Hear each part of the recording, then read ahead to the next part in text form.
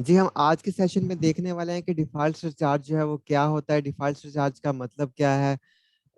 हम डेफिनेशंस में ऑलरेडी पढ़ चुके हैं कि डिफ़ॉल्ट सरचार्ज किसे कहते हैं।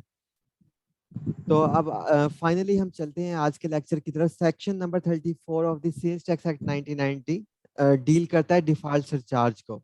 अब हम कंप्रीहेंसिवली इसे देखेंगे आसान ज़ुबान में कि डिफ़ॉल्ट सरचार्ज जो है वो किसे कहते हैं। सबसे पहले हम इसके डिक्शनरी मीनिंग की तरफ जाते हैं। प्लीज जो है काइंडली अपना माइक जो है म्यूट कर दें।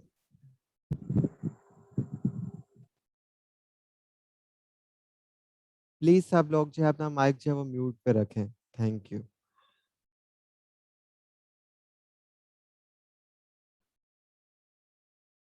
डिफॉल्ट सरचार्ज सेक्शन नंबर 34 इसे डील करता है of the sales tax act 1990। सबसे पहले हम देखते हैं कि डिफॉल्ट का क्या मीनिंग होता है और सरचार्ज का क्या मीनिंग होता है in the term of dictionary and in the term of taxation and in the term of legal perspective. अगर कैम्ब्रिज डिक्शनरी की बात करें तो डिफॉल्ट का मीनिंग है to fail to do something such as pay a डेब्ट that you legally have to do. यानी कि कुछ ऐसा मतलब यानी इन सिंपल आपके ऊपर कोई लीगल ऑब्लिगेशन था, मतलब कोई आप पे कानूनी कोई चीज फर्ज थी लेकिन आपने उसे उस फर्ज को अदा नहीं किया। जब आप पे कोई लाइव जिम्मेदारी होती है कानूनी तौर पे और आप उस जिम्मेदारी को नहीं निभाते, तो आप तो आप क्या जो वो अमल होता है, जो आपका एक्ट होता है वो क्या कहलाता है? डिफॉल्ट कहलाता है। और जो ये अमल करता है वो क्या कहलाता है? डिफॉल्टर। खास तौर पे स्पेशली ये जो डिफॉल्ट की टर्म है ये कंप्यूटर में भी यूज होती है। वो डिफॉल्ट प्रोग्राम वो एक अलग टर्म है। मोबाइल में मतलब जो है वो डिफॉल्ट सेटिंग्स वगैरह, वो उसका मतलब होता है कि कंपनी ने जो सेटिंग की हुई है, जो ओरिजिनली जो है वो सेटिंग हुई हुई थी, वही जो है डिफॉल्ट सेटिंग्स हैं या डिफॉल्ट सॉफ्टवेयर जो विंडोज ऑपरेटिंग सिस्टम के साथ आते हैं जो ऑलरेडी। तो उस डिफॉल्ट का एक अलग मीनिंग है। लेकिन इस टेक्स्ट की टर्म में या डिक्शनरी लैंग्वेज में डिफॉल्ट किसे कहते हैं कि आप पे कोई लीगल ऑब्लिगेशन थी, आप पे लीगल कोई फर्ज था या आप पे कोई जिम्मेदारी थी लेकिन आपने उस जिम्मेदारी को पूरा नहीं किया। इस पूरे के पूरे अमल को कहेंगे डिफॉल्ट। और पूरा ना करने वाला जो पर्सन होगा, जो शख्स होगा, जो कंपनी होगी या एंटिटी होगी, उसे कहेंगे डिफॉल्टर।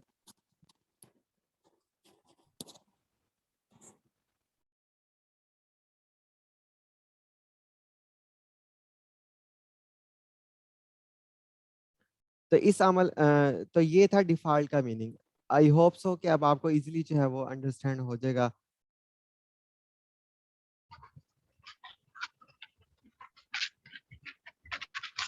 मैं आज बहुत ज्यादा सफर हो रहा हूँ सिर्फ माइक की वजह से, एंड मेरे पास ऑप्शन नहीं है कि मैं आप सबका जो माइक है वो म्यूट पे कर दूँ। मैंने उस ऑप्शन को क्लिक भी किया है एंड कंटिन्यूसली जो है वो।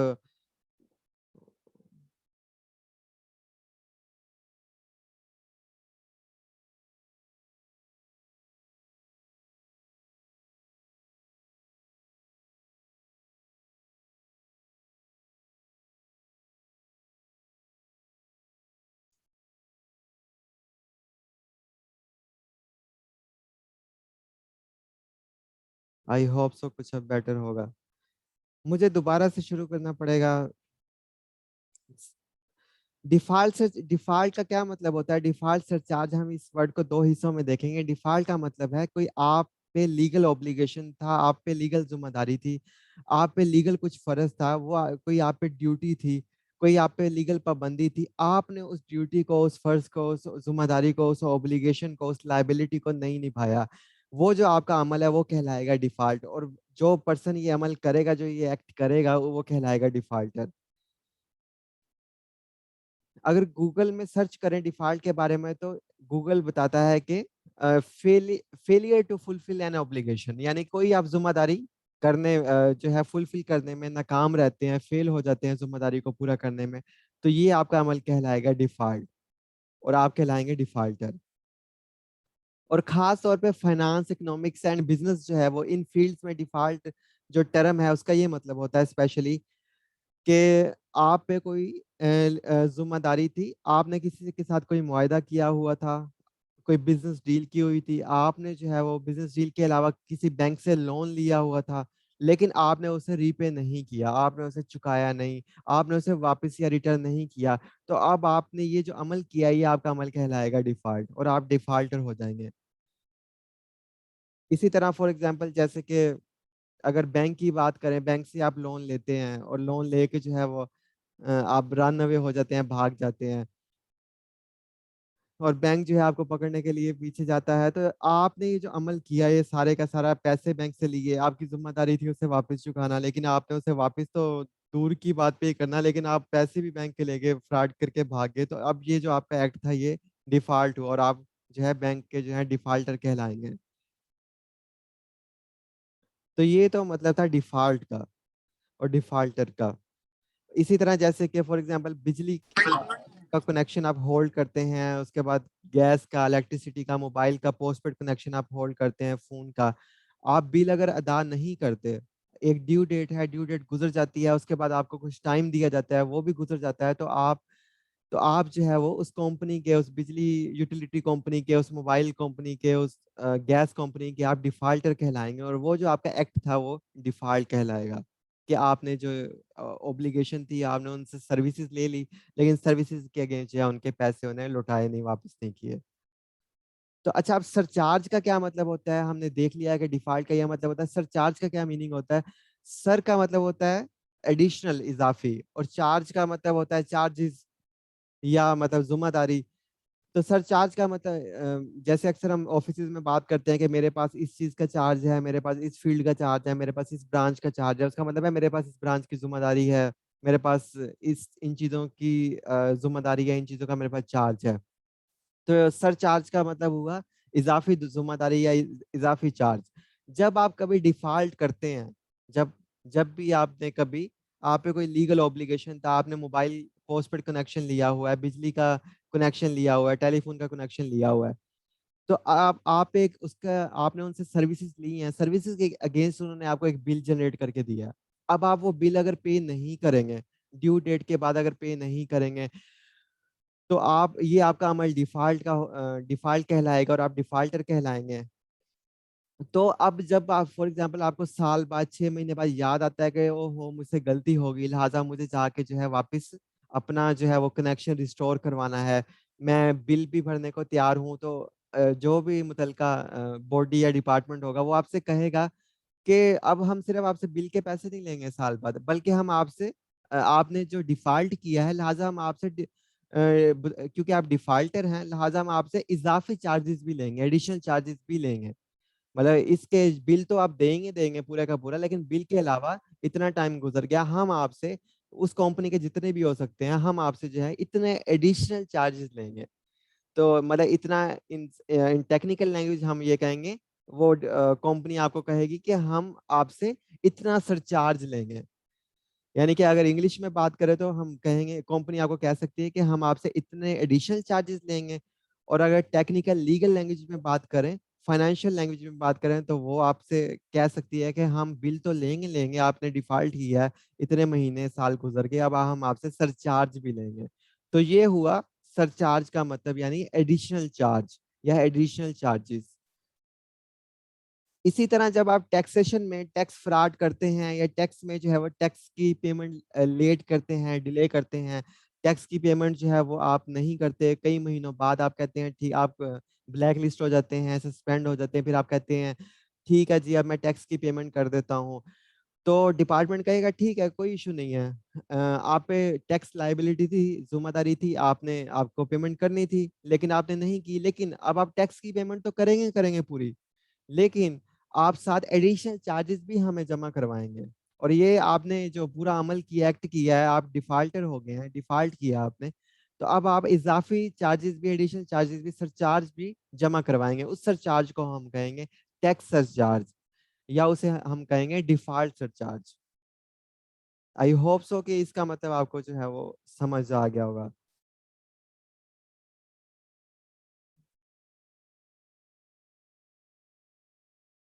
अच्छा जी, सेक्शन नंबर 34 का सब सेक्शन 1 क्या कहता है डिफॉल्ट सरचार्ज के बारे में? वो कहता है notwithstanding the provision of section 11, if a registered person does not pay the tax due, tax due or any part thereof, whether willfully or otherwise, in time or the manner specified under the said rules or notification issued there under, or claims a tax credit, refund, or make an adjustment which is not admissible to him, or incorrectly applies the rate of 0% to supplies made by him, he shall, in addition to the tax due, pay default surcharge at the rate mentioned below. वो ये कहते हैं इस section में कि अगर कोई person था, उसने जो है उसका कोई टैक्स बनता था, उसने वो पे नहीं किया। इन बिल्कुल सादा लैंग्वेज में, किसी का कोई टैक्स बनता था, उसने पे नहीं किया। अब दो सूरतें हो सकती हैं, एक तो उससे वो बीमार हो गया, कोई नेचुरल सर्कमस्टांसेस आ गए, उस वजह से उसे डिले हो गया, वो पे करना चाहता था, उसकी नीयत ऐसी नहीं थी, लेकिन वो बीमार हो गया, हॉस्पिटल में एडमिट है, तो या मुल्क से बाहर गया हुआ है, पे करना चाहता था लेकिन वो पे नहीं कर सका। और एक है मतलब विलफुली, जानबूझ के, मतलब जानते बूझते हुए, उसके पास सब चीजें भी, कोई बहाना हीला बहाना नहीं था, लेकिन फिर भी उसने पे नहीं किया। तो दोनों सूरतों में ला ये कहता है कि आप पे डिफॉल्ट सरचार्ज जो है वो अप्लाई होगा। अच्छा, उसके बाद एक तो आपने टैक्स जो आप पे ड्यू था वो पे नहीं किया, उसके बाद जो है वो आपने उसके बाद thereunder a claim a tax credit, refund or make an adjustment which is not admissible to him.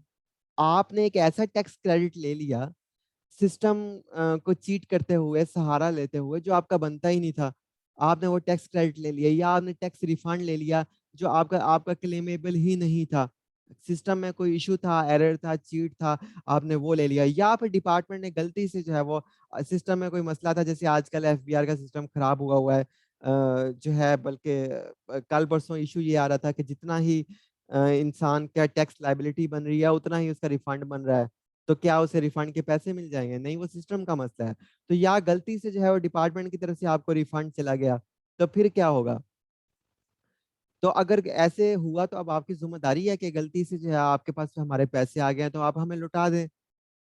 तो दोनों सूरतों में, चाहे आपने जानबूझ के किया, चाहे सिस्टम में इशू था, आपका रिफंड नहीं बनता था, आपका टैक्स क्रेडिट नहीं बनता था, आप जीरो रेटेड इंडस्ट्री नहीं थे, लेकिन आपने जो है उसमें कोई टैक्स डिपार्टमेंट को जो है डिसीव करके, धोखा दे के, आपने जो आपकी टैक्स सप्लाईज थी वो कोई और सप्लाईज, लेकिन आपने उसे शो ऐसे करवाया जैसे वो जीरो रेटेड के अंडर आती हैं। आपने उन पे जीरो रेटेड अप्लाई कर दिया, और अप्लाई करके जो है आपने टैक्स को जो रिटर्न अपनी फाइल की, उस रिटर्न में आपने रिफंड रिफंड क्लेम कर लिया, टैक्स क्रेडिट क्लेम कर लिया, तो इस सूरत में आपसे हम पैसे वापस लेंगे, आपसे रिकवर करेंगे। सिर्फ पैसे वापस नहीं रिकवर करेंगे, बल्कि एक तो ओरिजिनल पैसे भी हम आपसे वापस रिकवर करेंगे, साथ ही हाँ, उस पे आप एडिशनल चार्जेस भी देंगे। और ये जो आपने एक्ट किया, आपने डिफॉल्ट किया, आप डिफॉल्टर हो जाएंगे, और हम आपसे डिफॉल्ट सरचार्ज जो है वो भी वसूल करेंगे, और ओरिजिनल पैसे भी वसूल करेंगे। अब डिफॉल्ट सरचार्ज किस तरह वसूल होगा, उसका क्या तरीका कार है,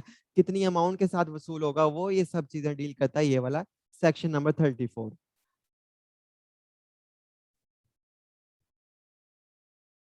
आगे वो कह रहा है कि पे default surcharge at the rate mention below. नीचे जो रेट दिए गए हैं उनके मुताबिक जो है आप डिफॉल्ट सरचार्ज पे करेंगे, अगर आपने डिफॉल्ट किया है तो। अब जी, इसका the person liable to pay any amount of tax or charge or the amount of refund erroneously made shall pay default surcharge at the rate of 12% per annum of the amount of tax due or the amount of refund erroneously made। वो ये कहता है, एक तो होता है कि आपने विलफुली, जानते बूझते हुए, अपनी विश के साथ, खुद जानबूझ के आपने ऐसा अमल किया कि आपने जो है वो टैक्स डिपार्टमेंट से पैसे ले लिए, या क्रेडिट रिफंड की सूरत में, या क्रेडिट ले लिया। लेकिन एक है गलती से हो गया आपसे, आपका इसमें कसूर नहीं था, इसमें कोई आप कैलकुलेशन कर रहे थे, लेकिन आपसे मिस कैलकुलेशन हो गई। टैक्स बनता था 1 लाख रुपया, लेकिन एक गलती से कैलकुलेटर आप इस्तेमाल कर रहे थे, एक्सेल यूज कर रहे थे, तो 80,000 रुपया रिफंड बन सका। तो यानी कि आपसे, आपकी ऐसी विश नहीं थी, आप एक अच्छे टैक्स पेयर थे, लेकिन आपसे गलती होगी कैलकुलेशन में। अगर इस तरह, या सिस्टम के एंड पे कोई गलती होगी, रिटर्न फाइल करते हुए आपने कुछ और वहां पे इंटर किया, सिस्टम ने कुछ और एक्सेप्ट किया, इस तरह से। तो अगर ऐसा कोई मसला आ जाए जिसमें आपने जानते बूझते हुए नहीं किया, गलती से आपसे ये हो गया, तो आप डिफॉल्ट जितना भी टैक्स की ओरिजिनल अमाउंट थी, यानी कि अगर 1 लाख रुपए टैक्स की अमाउंट थी, आपने गलती से 80,000 रुपए जो है वो आपने असेस की, है अपनी टैक्स की टैक्सेशन की वैल्यू 20,000, आपने 80,000 ही बैंक में पे कर दिया, और 20,000 आपका रहता है। तो यानी कि अब 20,000 रुपये ओरिजिनल तो हम आपसे रकम वसूल करेंगे, वो तो आपसे ली जाएगी, लेकिन एडिशनली आपसे गलती भी हुई तो आप जो 20,000 है उसके ऊपर डिफॉल्ट सरचार्ज हमें देंगे। वो किस हिसाब से देंगे? 12% ऑफ पर एनम, मतलब साल का 12% जो है वो उस हिसाब से उसे डिवाइड कर लेंगे पूरे साल के ऊपर, साल में 12% के हिसाब से हम आपसे डिफॉल्ट सरचार्ज लेंगे।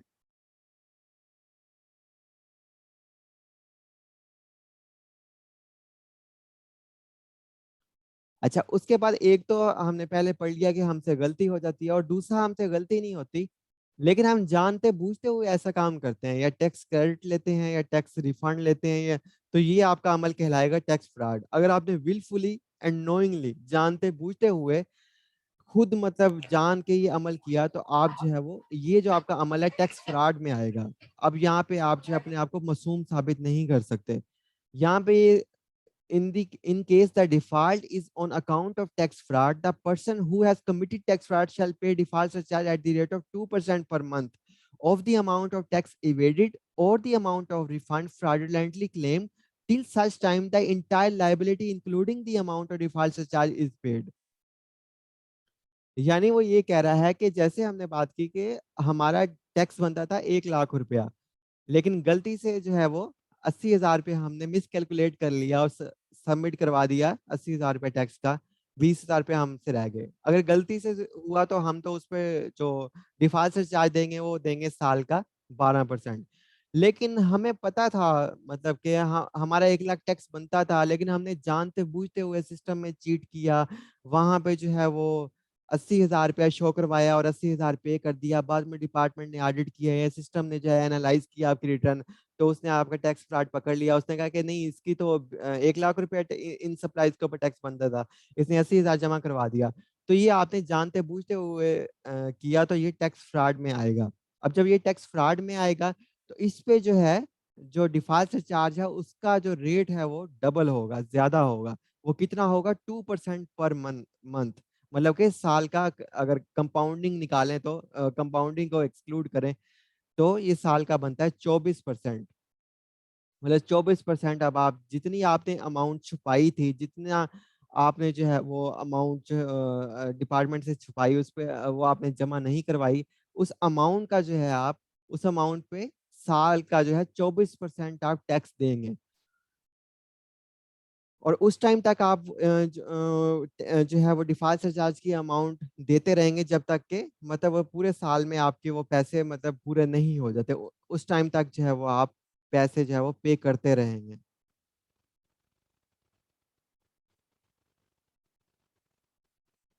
यानी कि जैसे 1 लाख रुपया है तो 1 लाख पे 20,000 पे जो हमने जानबूझ के छुपाए, तो 20,000 पे वो तो ओरिजिनली डिपार्टमेंट हमसे रिकवर करेगा करेगा, लेकिन उस 20,000 पे 2% महीने के हिसाब से जो है वो हमें डिफॉल्ट चार्ज भी लगेगा। तो 20,000 रुपये में बना लें 2 महीने, और अनटिल दैट टाइम अगर हम 5 महीने में पे कर देते हैं तो हम पे जो है वो कम पैसे हमें पे करने पड़ेंगे। अगर 2 साल में जाके पे करते हैं तो हमें जो है वो ज्यादा पैसे पे करने पड़ेंगे।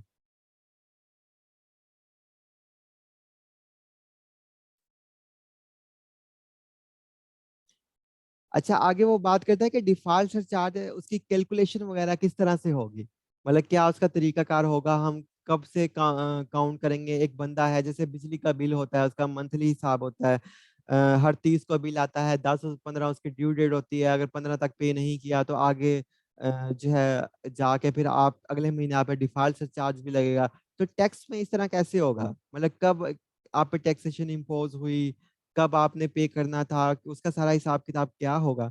तो यहाँ पे जो है वो बात करता है, for the purpose of calculation of default surcharge in the case of inadmissible input tax credit or refund the period of default surcharge shall be reckoned from the date of adjustment of such credit or as the case may be refund is received.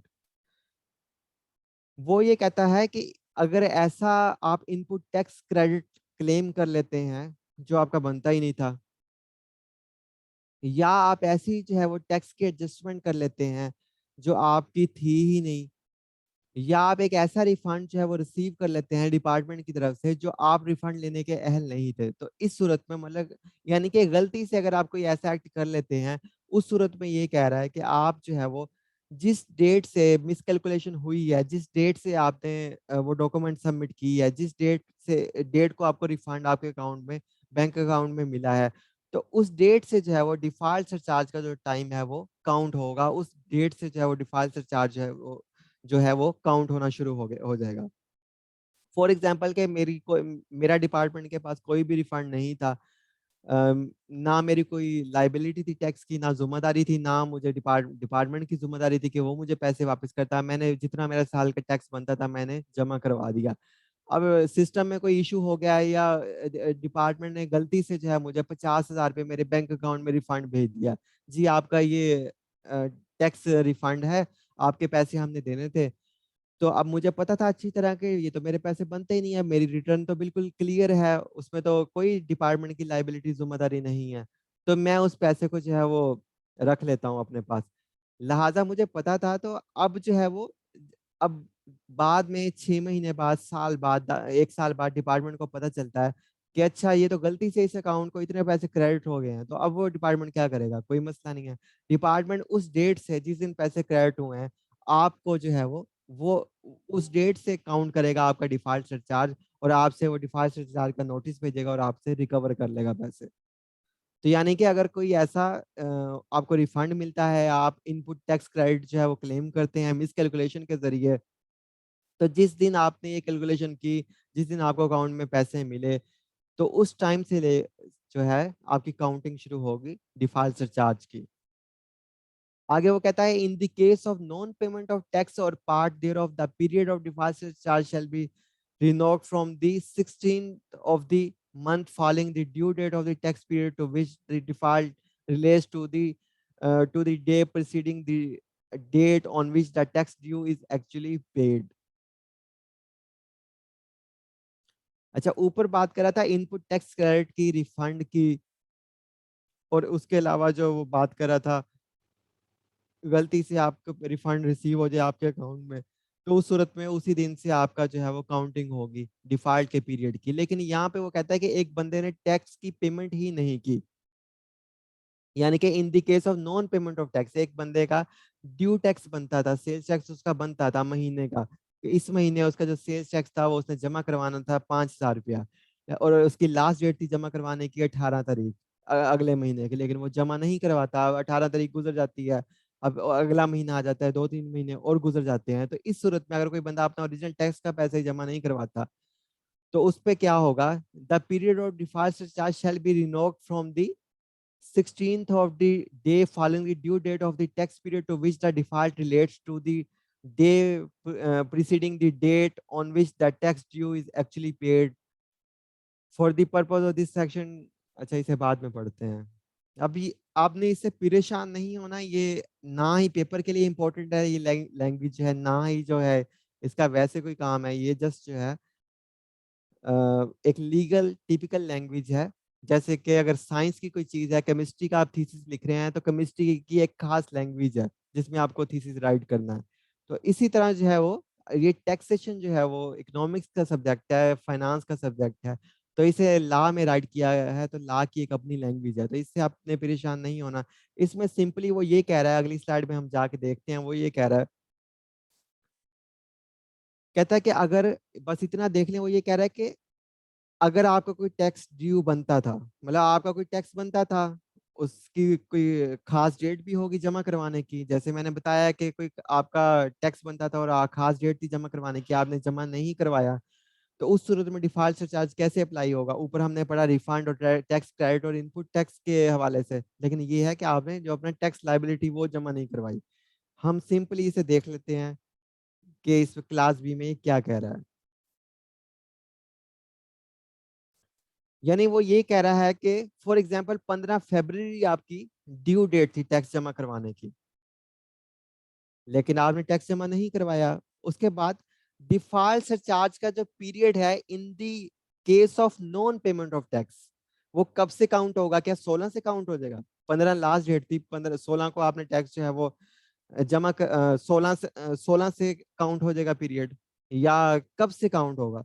तो यहाँ पे वो कह रहा है कि अगर 15 किसी टैक्स जमा करवाने की लास्ट डेट थी, सेल्स टैक्स जमा करवाने की लास्ट डेट 15 थी, लेकिन आपने टैक्स जमा नहीं करवाया, तो डिफॉल्ट सरचार्ज का जो पीरियड है वो काउंट होगा अगले महीने की 16 तारीख से, यानी कि अगले महीने की 16 तारीख से डिफॉल्ट सरचार्ज का पीरियड काउंट होगा।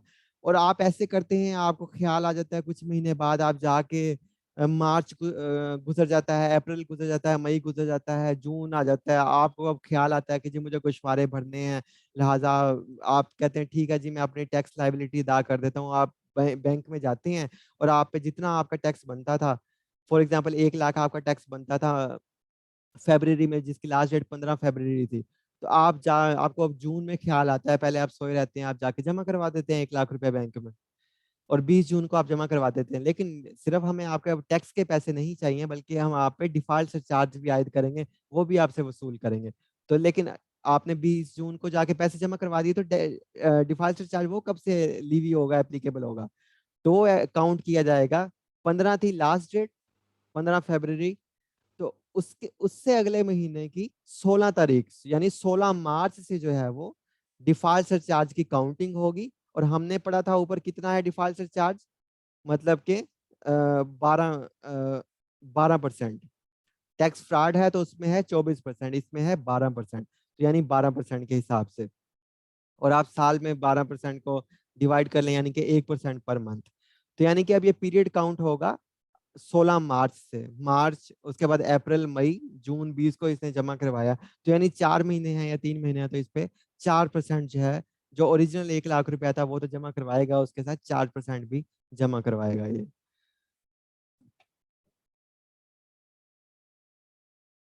यानी कि ऊपर वो बात कर रहा है कि जो पीरियड है 20 जून को हमने पैसे जमा करवाए, तो उससे एक दिन पहले तक, यानी कि वो जो 16 मार्च से लेकर 19 जून तक जो पीरियड है, उस पीरियड की हम कैलकुलेशन करेंगे डिफॉल्ट चार्ज के लिए। और हम जो महीने में बनता है, जैसे पहले 16 दिन थे, तो ये नहीं कि पूरा 1% हम टैक्स लेंगे, 1% नहीं लेंगे, पूरे महीने पर डिवाइड कर देंगे, जितना 16 दिनों 14 दिनों का टैक्स बनता हुआ वो हम ले लेंगे, इधर से जितना 18-19 दिनों का टैक्स बनता हुआ वो वसूल हम कर लेंगे। तो आप फिर इसे दोबारा पढ़ते हैं, यहाँ पे ये क्या कहता है, आई होप सो कि आपको इजीली ये समझ आ गया होगा।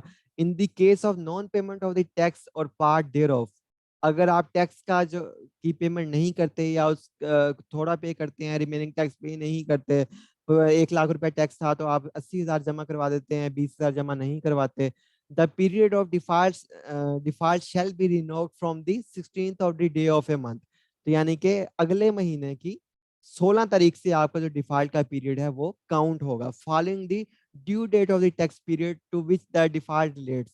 यानी कि हमने जैसे बताया कि पिछले महीने की फरवरी की 15 जो थी वो ड्यू डेट थी, तो उस 15 के बाद मार्च की जो है एक महीने बाद 16 से हमारा डिफॉल्ट का पीरियड काउंट होगा, to the day preceding the date on which the tax due is actually paid.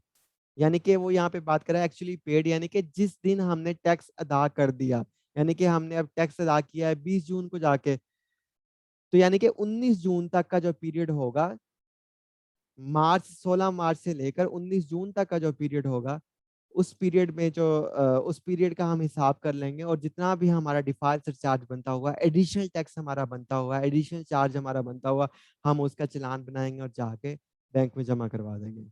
तो ये होगी डिफॉल्ट चार्ज की कैलकुलेशन। अब सिंपल है, इसमें पेपर में इस तरह से पूछा जा सकता है कि रिफंड की सूरत में क्या कैलकुलेशन होगी, इनपुट टैक्स क्रेडिट क्लेम करने की सूरत में कैसे कैलकुलेशन होगी, और तीसरी हमने बात पढ़ी थी कि आप रिफंड की सूरत में और इनपुट टैक्स क्रेडिट की सूरत में, और एक ऐसा क्लेम जो आपका बनता ही नहीं था, एक ऐसा क्रेडिट जो आपका बनता ही नहीं था लेकिन आप वो क्लेम कर लेते हैं, तो इस सूरत में जो रेट होगा वो भी डबल होगा, 24% होगा, और साथ जो इसका जो टाइम पीरियड कब से काउंट होगा, उसी टाइम से जब ये मिसकैलकुलेशन हुई, जब आपने ये जानते बूझते हुए ये जो फ्रॉड है ये कमिट किया, और जब आपने जो है ये एक्ट किया, उस दिन से ही जो है वो आपका डिफॉल्ट पीरियड जो है वो काउंट होगा। लेकिन अगर आप टैक्स की पेमेंट नहीं करते, सिर्फ टैक्स का इशू है, कोई आपने पैसे नहीं लिए, कोई गलती से रिफंड क्लेम नहीं किया, तो इस सूरत में नॉन पेमेंट ऑफ टैक्स की सूरत में अगले महीने की 16 डे ऑफ नेक्स्ट मंथ से आपका डिफॉल्ट का जो पीरियड है वो काउंट होगा।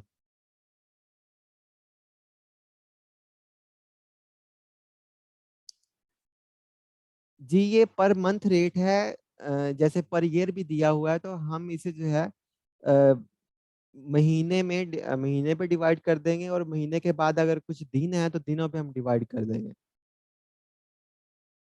टैक्स डिपार्टमेंट जो है वो आपके साथ नाइंसाफी नहीं करेगा।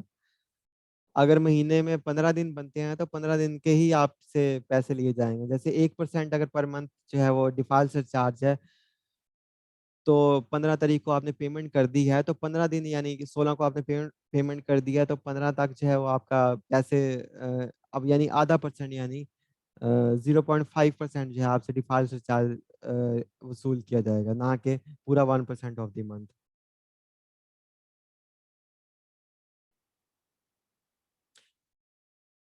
अच्छा, आगे भी ये क्वेश्चन किसी ने पूछा था कि टैक्स तो सर हम पे करते ही हैं, तो क्या डिफॉल्ट चार्ज से जो है हमें आज़ादी मिल सकती है?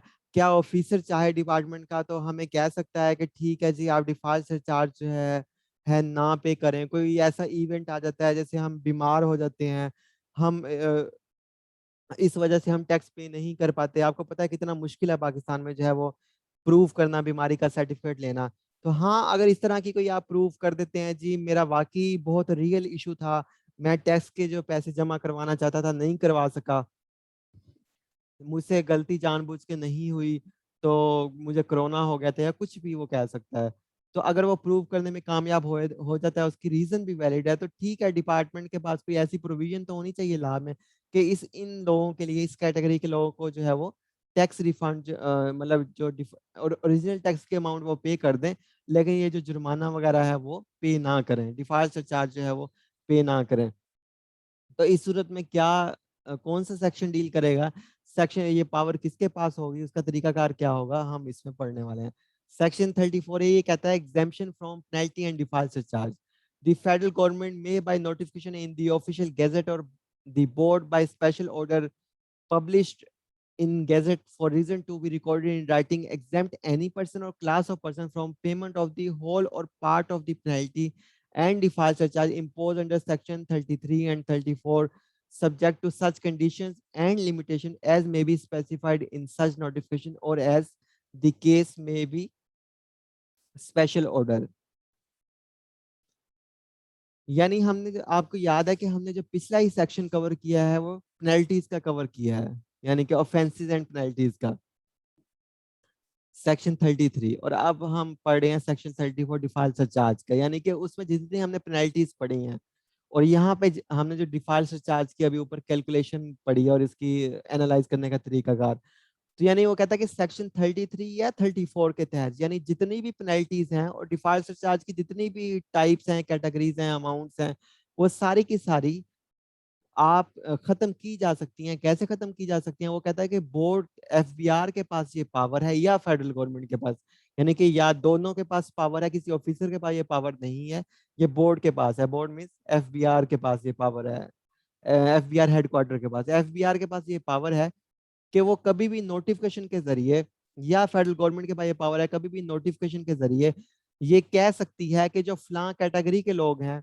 जो फलां बिजनेस सेक्टर के लोग हैं, या जैसे अभी कोरोना आया है तो फलां जो है वो इंडस्ट्री के जो लोग हैं, हम उन्हें इन इन खास टर्म्स के ऊपर जो है वो इनके जो जुर्माने हैं बकाया जाते हैं, इनके जो डिफॉल्ट चार्ज हैं, हम वो इन्हें इन्हें इस्तिस्ना देते हैं, उससे हम इन्हें माफ करते हैं। वो किस बोर्ड के पास ये पावर है, वो नोटिफिकेशन के जरिए ये कर सकता है बोर्ड या फेडरल गवर्नमेंट, और स्पेसिफाइड टर्म्स मेंशन कर सकता है कि अगर आप इन टर्म्स को फुलफिल कर लें तो आपके जुर्माने और पेनल्टीज और डिफॉल्ट चार्ज सारे जितने सेक्शन 33 34 में आते हैं हम माफ कर सकते हैं। चाहे शराइत के साथ बोर्ड नोटिफिकेशन कर सकता है, या फिर जो है वो विदाउट शराइत भी कर सकता है, मतलब कि विदाउट कंडीशंस भी कर सकता है, जैसे यहाँ लिखा हुआ है subject to such conditions and limitation as may be specified in such notification or as the case may be special order। यानी कि विदाउट एनी कंडीशंस भी माफ कर सकता है, रिलैक्स कर सकता है, आपको इस्तिस्ना दे सकता है, माफी दे सकता है, और विद कंडीशंस भी दे सकता है। उसके लिए बोर्ड या फेडरल गवर्नमेंट के पास पावर है कि वो नोटिफाई कर दे एक नोटिफिकेशन के जरिए। और अगर कोई खास जैसे हमें पता है कि स्पेशल जो कोई खास इंडस्ट्री या स्पेशल कंपनी या कोई खास, जैसे अभी अगर सबको पूरी इंडस्ट्री को राहत ना देनी हो, किसी खास कंपनी को देनी हो, तो उसके लिए वो जनरल नोटिफिकेशन करने की बजाय स्पेशल नोटिफिकेशन या स्पेशल ऑर्डर भी कर सकता है। जैसे भी कोरोना आया था तो 4-5 ही कंपनियां थी सिर्फ, जो जैसे फाइजर है, जो बाहर से कोरोना की मेडिसिन जो है वो इंपोर्ट कर रही थी, बल्कि मैन्युफैक्चर करी थी, सॉरी। तो फाइजर को स्पेशली, या चाइना की 3-4 कंपनियों को हुकूमत स्पेशल ऑर्डर के जरिए टैक्स से इस्tisना दे सकती है, अगर वो डिफॉल्ट करें तो, उनका नाम मेंशन करके, या जनरल ऑर्डर करके। एक सारी मेडिकल इंडस्ट्री जो है, जो भी कोरोना की मेडिसिन इंपोर्ट करता है, उनके अगर पिछले कोई डिफॉल्ट चार्जेस हैं, उन पे कोई पेनल्टीज हैं, तो वो सब माफ हम करते हैं। तो इस तरह एक कैटेगरी या एक सेक्टर की सूरत में भी कर सकते हैं, किसी खास इंडिविजुअल को भी कर सकते हैं स्पेशल ऑर्डर के जरिए।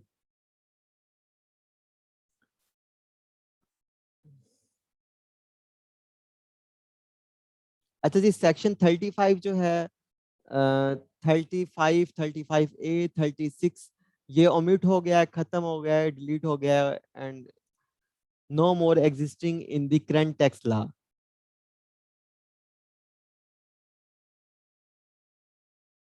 Section 37, power to summon person to give evidence and produce documents in inquiries under the Act. Section 34(7) किसे डील करता है? हमने किसी की इन्वेस्टिगेशन करनी है, किसी पर्सन की। हमने कोई भी पर्सन है, कोई भी सेल्स टैक्स में रजिस्टर्ड है, तो हमने उसकी असेसमेंट करनी है, उसका जायजा लेना है कि ये टैक्स जो है वो सही जमा करवा रहा है, नहीं करवा रहा। उसके लिए हमें जो है वो किसी सिचुएशन में जो है वो जरूरी नहीं है कि हम डॉक्यूमेंट्स के जरिए सब चीजें जान लें, जांच लें, देख लें। तो कुछ जगहों पे हमें किसी टैक्स पेयर को, या उनके कंपनी के डायरेक्टर्स को, या रिप्रेजेंटेटिव को, या अकाउंटेंट्स को बुलाना पड़ता है। तो उन्हें बुलाने का क्या तरीकाकार होगा? अगर हम कोई ऑडिट परफॉर्म कर रहे हैं, कोई असेसमेंट परफॉर्म कर रहे हैं, तो उन्हें कैसे बुलाया जाएगा अपने ऑफिस? और बुलाने की पावर जो है वो हमारे पास कैसे आएगी? तलब करने की पावर किस सेक्शन के तहत है?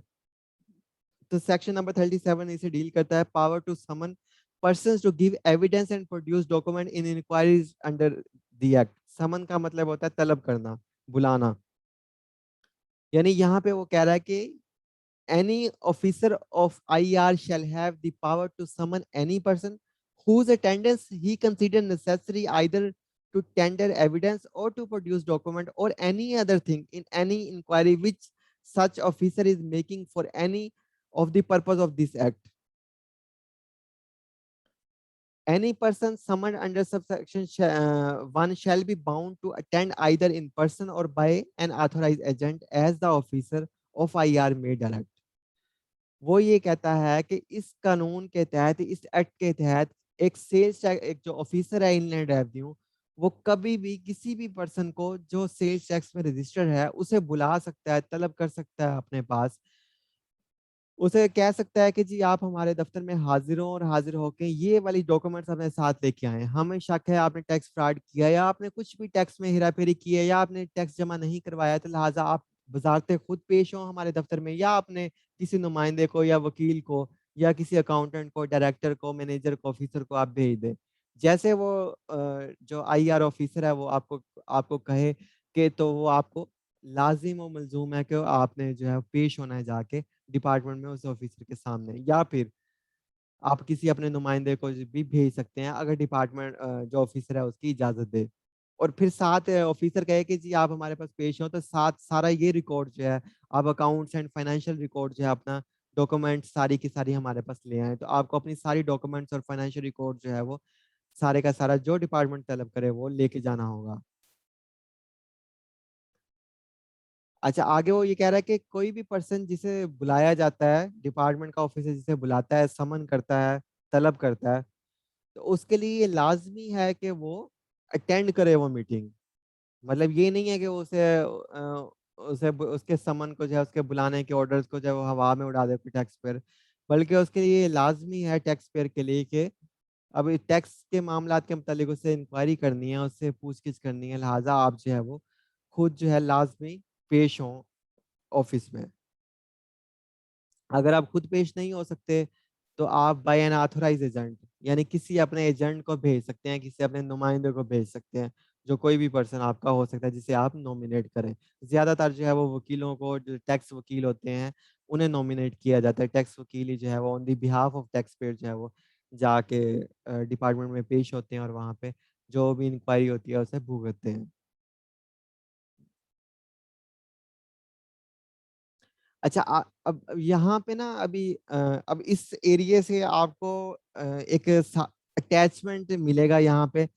सेल टैक्स यहाँ से शुरू हो जाएगा, जितना भी दूसरे लॉज हैं मुल्क के, खास तौर पे जो क्रिमिनल लॉ है, उसके बाद सिविल लॉ है, उसके साथ आपको रिजेम्बलेंस मिलेगी सेल्स टैक्स की। अब बार बार आगे सेक्शन में जो है वो उनका भी जिक्र किया जाएगा, उन लॉज का भी जिक्र किया जाएगा। तो यहाँ से सेल्स टैक्स का जो वो पार्ट शुरू हो जाएगा, जहाँ पे दूसरे लॉज भी जो हैं उससे भी सेल्स टैक्स जो है, उनकी कुछ पावर्स भी सेल्स टैक्स के ऑफिसर्स को दी गई हैं, ग्रांट की गई हैं उन लॉज के अंडर। जैसे वो ये पहले बात करता है, provide that a person who is exempted from personal appearance in a court under section 132 and 133 of the code of civil procedure shall not be required to appear in person. Any inquiry before an officer of IR shall be deemed to be a judicial proceeding within the meaning of section 193 of the Pakistan Penal Code. अब ये थोड़ा सा मैं आपको इसको बता दूं, then फिर हम आगे चलते हैं। अ, अगर हम लॉ की बात करें, अगर कोई यहाँ लॉ के स्टूडेंट हैं, तो जो लॉ जो है उसे बेसिकली आगे दो हिस्सों में डिवाइड किया जाता है, मतलब दो उसके आगे फर्दर मतलब एरियाज हैं, सब्जेक्ट एरियाज है, ब्रॉड एरियाज हैं। पहला उसका जो ब्रॉड एरिया है वो सिविल लॉ है, और दूसरा है क्रिमिनल लॉ। मतलब जब भी सिविल लॉ में जो है, मतलब सिविल लॉ मीन्स के सिविल का मतलब सिविक का मतलब, सिविल का मतलब सिटी का मतलब, इनका मतलब होता है शहरी। सिविक का मतलब है शहर, सिविल का भी मतलब है शहर, और सिविक का मतलब भी शहर, और सिटी का मतलब भी शहर, इनका मतलब होता है शहर। तो ये जो कि सिटी गाड़ी है और सिविक गाड़ी है, इन दोनों का शहरी मतलब है, जो इंग्लिश मीनिंग है इसका। सिविक्स एक सब्जेक्ट भी है स्पेशली, जिसमें ये पढ़ाया जाता है शहरियात एंड ये वो चीजें। तो एक सिविल लॉ है, सिविल लॉ में क्या होता है कि मतलब इस तरह के मैटर्स होते हैं, सिविल मुकदमा इस तरह से होते हैं कि जैसे हम फॉर एग्जांपल हम दो दोस्त हैं, आपस में हमने कोई आपस में कोई प्रॉमिस किया, कॉन्ट्रैक्ट किया, हमने कोई बिजनेस किया, उसके बाद एक दोस्त जो है वो या तीन दोस्त थे तो एक दोस्त भाग गया, तो हम उसके खिलाफ जो है वो मुकदमा करेंगे जाके अदालत में।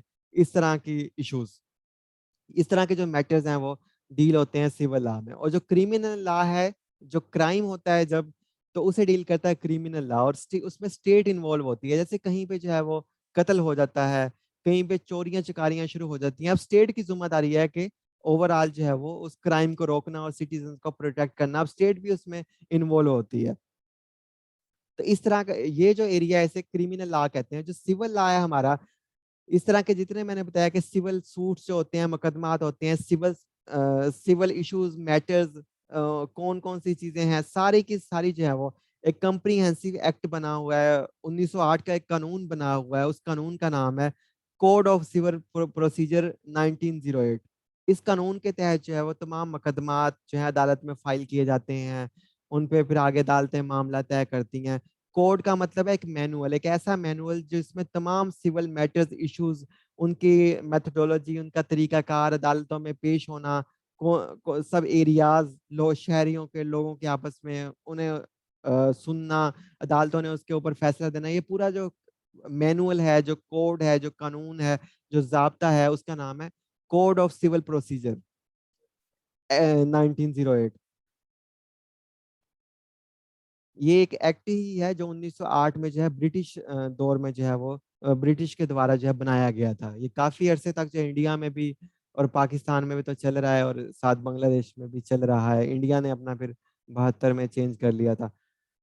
तो सिविल प्रोसीजर कोड जो है 1908 का, ये अंग्रेजों ने बनाया था, अभी तक यहाँ पे चल रहा है। उसके बाद जो है वो दूसरा जो है वो क्रिमिनल प्रोसीजर कोड है 1890 96 का, या शायद 98 का, इस तरह से जितने भी क्रिमिनल जो है मुकदमात हैं अदालतों में, क्रिमिनल जो है वो केसेस हैं, वो उस लॉ के तहत, उस जाब्ता, उस कानून, उस डॉक्यूमेंट, उस मैनुअल, उस डॉक्यूमेंट ऑफ लॉ के तहत जो है वो सारी प्रोसीडिंग्स अदालत में चलती हैं। उस कानून का नाम है CRPC, उसे कहते हैं क्रिमिनल प्रोसीजर कोड 1896 या 1898, आगे हम देखते हैं उसे।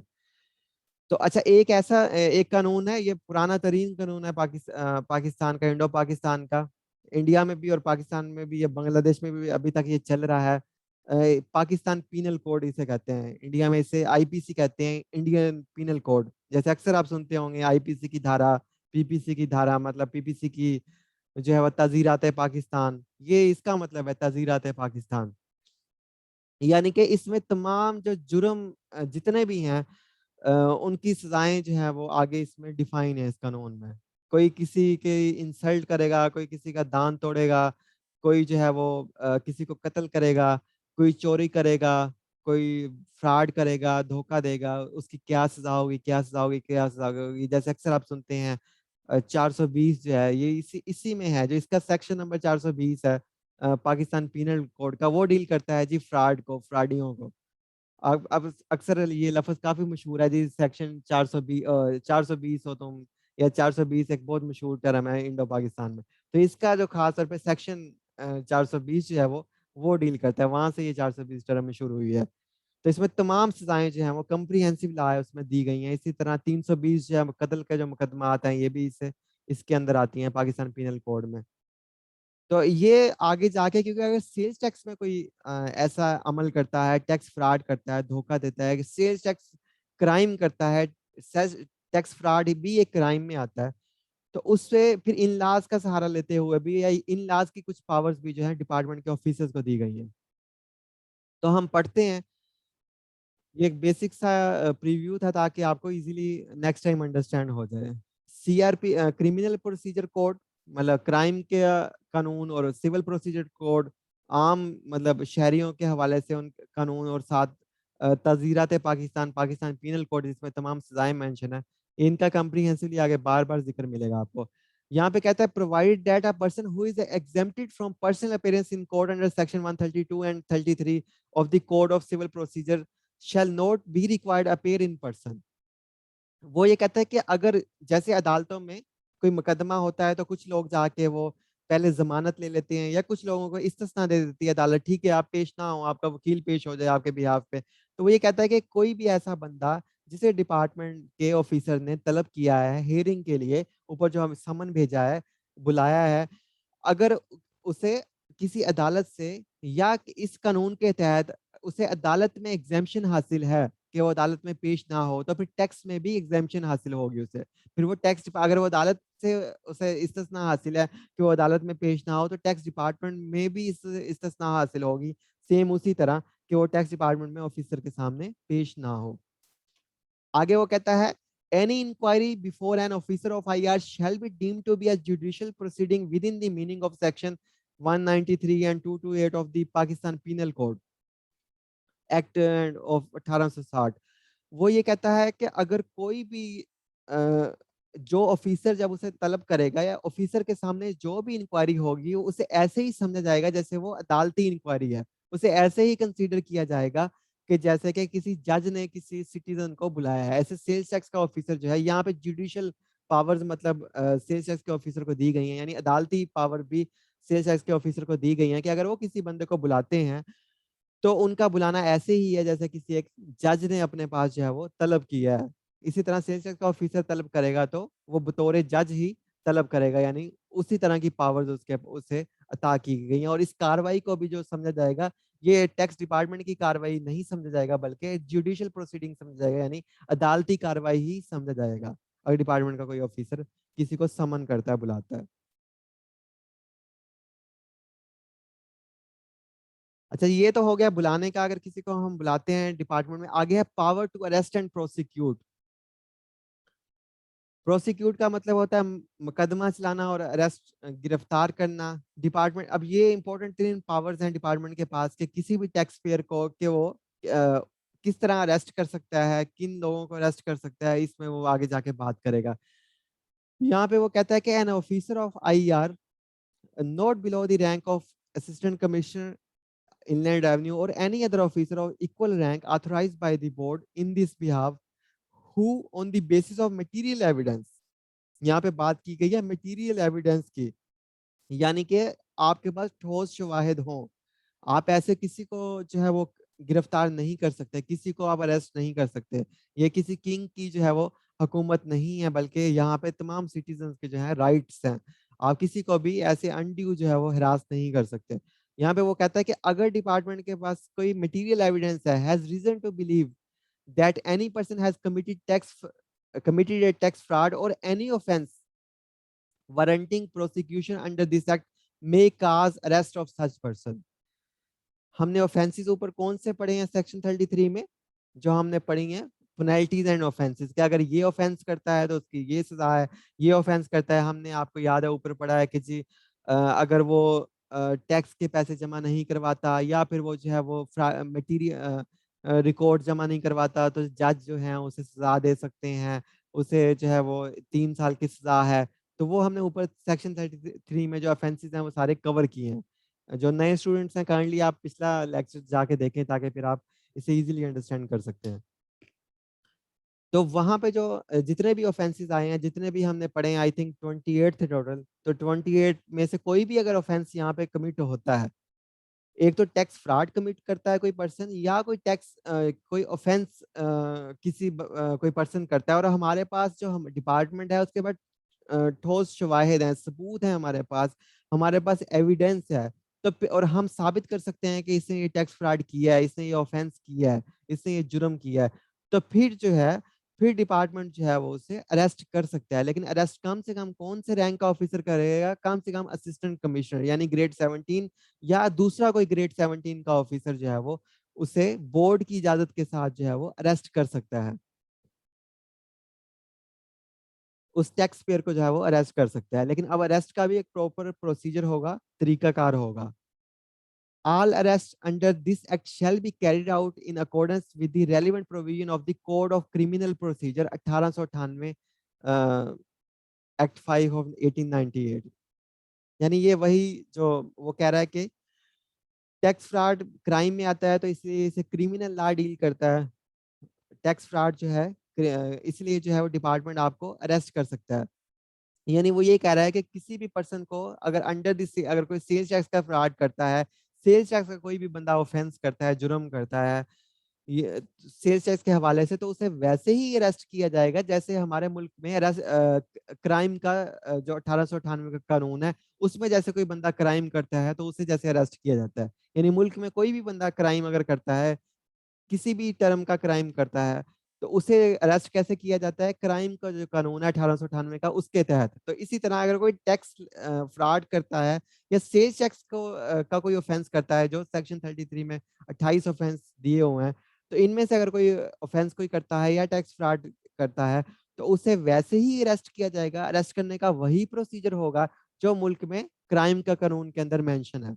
यानी कि बजाय हम अपना यहाँ पे ले डाउन करते हैं लंबा चौड़ा प्रोसीजर, तो वहां पे जो प्रोसीजर है मेंशन है उसे ही फॉलो किया जाएगा, उसी लॉ का सहारा लिया जाएगा।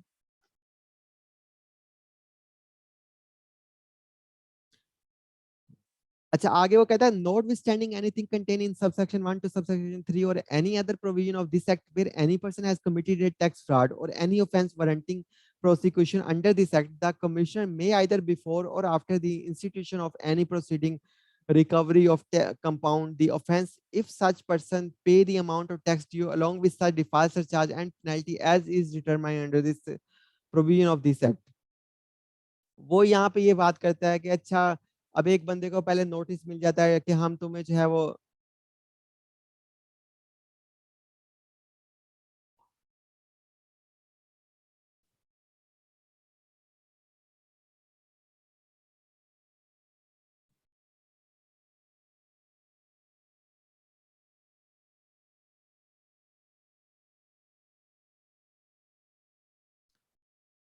आगे वो ये बात करता है कि एक पर्सन जो है अगर वो टैक्स मतलब कि उसे पता चलता है, उसे नोटिस मिल जाता है, उसे अब इशू हो जाता है कि जी पता चल जाता है कि डिपार्टमेंट मुझे गिरफ्तार करने आ रहा है, मैंने टैक्स फ्रॉड किया, वो जल्दी जल्दी भागा भागा जाता है कमिश्नर के पास और कहता है सर मुझसे गलती होगी, मुझे माफ कर दें, मैं तमाम जो पेनल्टी है वो भी जमा करवाने को तैयार हूँ, टैक्स भी जमा करवाऊंगा, मैं डिफॉल्ट चार्ज भी जमा करवाऊंगा, सारे के सारे जो है जितने आपके टैक्स के चार्जेस हैं मैं सारे जमा करवाने को तैयार हूँ, रेडी हूँ, लिहाजा मुझे जो है आप अरेस्ट ना करें, मुझे आप गिरफ्तार ना करें। तो ऐसी सूरत में जो है कमिश्नर जो है वो दरगुजर कर सकता है उसके जुर्म से, और उसे अगर वो ये सारे चीजें लाइबिलिटीज फुलफिल कर देता है तो फिर उसे अरेस्ट नहीं किया जाएगा, क्योंकि हमें किसी किसी को कैप्चर करने से मतलब नहीं है, हमें मतलब है कि हमारे जो टैक्स के पैसे हैं वो हमें वसूल हो जाएं। अगर वो हमें मिल जाते हैं तो बस खत्म है, हमें पेनल्टी मिल जाती है, डिफॉल्ट सरचार्ज मिल जाता है, तो हमारा तो इसमें कोई नुकसान नहीं है। ना डिपार्टमेंट का किसी के साथ जाती बुगज है कि हमने उसे अरेस्ट करना है, तो कमिश्नर साहब जो है उससे वेव कर सकते हैं।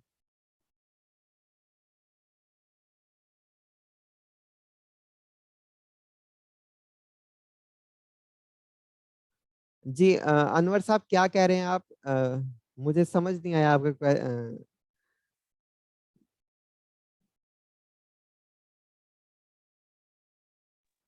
कंपा सर 193 का जो सेक्शन है सर पाकिस्तान पिनल कोड का, सर ये false evidence against public justice के मुतालिक है, और सर इसके मुतालिक जो है 3 साल इसकी सजा है। और sir 228 Pakistan penal code, sir ये भी false evidence against public justice है सर, इसकी 6 माह सजा है और साथ में जुर्माना भी है। और सर सिविल प्रोसीजर कोड 132 से 133 की जो बात कर रहे हैं सर, सर 132 में सिविल प्रोसीजर कोड ये हमें बताता है कि जो पर्दा लेडी खवातीन है सर, हम उसे गिरफ्तार नहीं कर सकते थ्रू लोकल कमीशन या किसी और के थ्रू, हम उसको कोर्ट में कॉल कर सकते हैं या उसी जगह पर ही उसकी गवाही ले लेते हैं। तो ये तरीके। और 133 का जो है थ्रू प्रोविंशियल गवर्नमेंट अगर चाहे तो इसके थ्रू भी वो अच्छा, वो ये है कि गवर्नमेंट की रजा जो प्रोविंशियल गवर्नमेंट बंदी शामिल है उसमें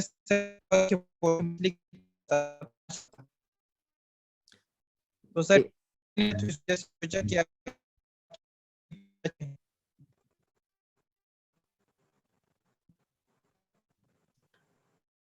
जी एग्जैक्टली लेकिन यहाँ पे इन किसी भी सेक्शन का हवाला नहीं आया। इसका मतलब यही है यहाँ पे बयान करने का, जैसे वो कह रहा है कि अगर किसी को अरेस्ट करना है और ये सेल्स टैक्स का फ्रॉड भी क्राइम में आता है, तो इसे क्राइम का जो लॉ है, यानी कि सीआरपीसी जो है, क्रिमिनल प्रोसीजर कोड है, उसके तहत ही इसे अरेस्ट किया जाएगा। और वो वहाँ पे पूरे मैकेनिज्म फ्रेम जो है वो मेंशन है। इसी तरह जैसे अगर यहाँ पे कोई कंपनी की बात करता है टैक्स डिपार्टमेंट, तो अब ये खुद टैक्स डिपार्टमेंट डिफाइन नहीं करेगा कि कंपनी जो है वो क्या होती है, उसकी डेफिनेशन क्या है, क्रिएट कैसी होगी, मैं बताता हूँ। बल्कि हमारा सिर्फ टैक्स तक काम है, वो बताएगा जी कंपनीज ऑर्डिनेंस की तरफ रेफर कर देगा। अगर यहाँ पे कोई जो है वो बैंकिंग कंपनी की बात करेगा, कोऑपरेटिव सोसाइटी की करेगा, इसके अलावा जो है वो फर्म की बात करेगा, तो फर्म जो है पार्टनरशिप एक्ट की तरफ रेफर कर देगा, बैंकिंग कंपनी की तरफ रेफर कर देगा। चार्टर्ड अकाउंटेंट्स की बात करेगा तो खुद मैं उसकी वजाहत देने की बजाय उसके ऑर्डिनेंस की तरफ बात कर देगा। तो यहाँ पे जो है सिर्फ इतना ही मेंशन है जितना हमने पढ़ा है कि जी सेल्स टैक्स जो है फ्रॉड वो क्राइम में आएगा, और क्राइम का जो लॉ है सीआरपीसी जो है उसके तहत उसे अरेस्ट किया जाएगा, सिंपल। सो हमें इसी पे जो है वो इसी एरिया के अंदर, डोमेन के अंदर हमें रहना होगा, फोकस करना होगा। आउट आउट जाएंगे आप, एडिशनल इंफॉर्मेशन तो हो सकती है, लेकिन इस पेपर में उसका कोई फायदा नहीं है।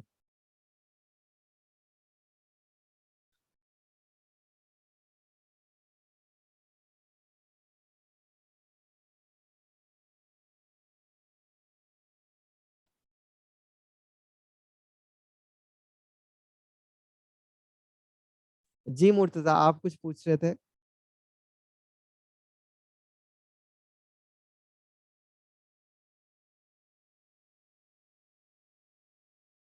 जी मुर्तजा बताएं आप, फिर आगे चलें। अगर माइक का इशू है तो माइक अनम्यूट कर लें आप। अभी जी सर, कंपाउंड ऑफेंसेस का समझ नहीं आया, इसका क्या मतलब है? कंपाउंड ऑफेंस का ये देखो मैंने रेड किया हुआ है, इसका मतलब है जो दरगुजर कर ले अगर कमिश्नर, मतलब कि पर्सन जो था उसने सारे पैसे अपने जमा करवाने को तैयार है, जुर्माना भी और सारी चीजें, और फिर बाकी जो है वो अब हमें तो उसके टैक्स के पैसों से मतलब है, हमने वो रिकवर कर लिया, तो अब कमिश्नर जो है उसका जो जुर्म था, जो उसने जुर्म किया है टैक्स की धोखाधड़ी का या कुछ भी ऐसा वैसा, तो उससे अब जो कमिश्नर है वो दरगुजर कर लेगा, कंपाउंड का ये मतलब है। अगर उसने अपनी तमाम लाइबिलिटीज फुलफिल कर दी हैं, कमिश्नर के पास आके कह दिया है जी मुझे गिरफ्तार ना करें, मैं सारे पैसे जमा करवाता हूँ, ये है कंपाउंड का मतलब।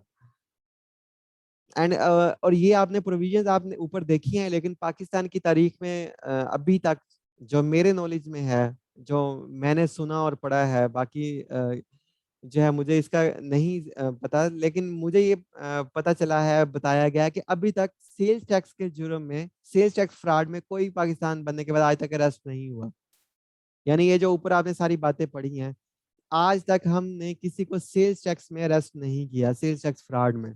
बहुत सारे फ्रॉड होते हैं, लेकिन और मैं खास तौर पे 2-3 साल से जब से जॉब में हूँ, तो मैंने नहीं देखा कोई सिंगल पर्सन, बल्कि सेल्स टैक्स क्या किसी भी जुर्म में टैक्स डिपार्टमेंट ने उसे अरेस्ट किया हो। मतलब कोई ऐसा नहीं मिलता।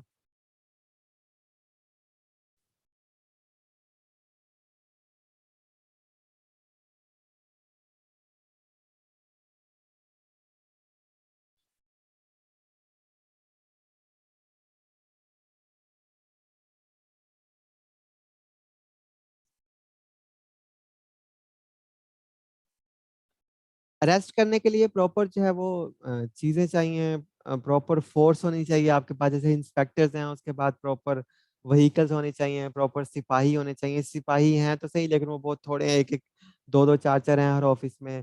प्रॉपर उस तरह से फील्ड फोर्स नहीं है एफबीआर के पास। तो जब भी किसी को अगर अरेस्ट करना पड़ भी जाए, तो फिर वो पुलिस का सहारा ही लिया जाता है, खुद इन्वॉल्व नहीं मतलब डिपार्टमेंट होता है साथ, लेकिन डिपार्टमेंट की खुद की फील्ड फोर्स है वो रेस्ट नहीं करती।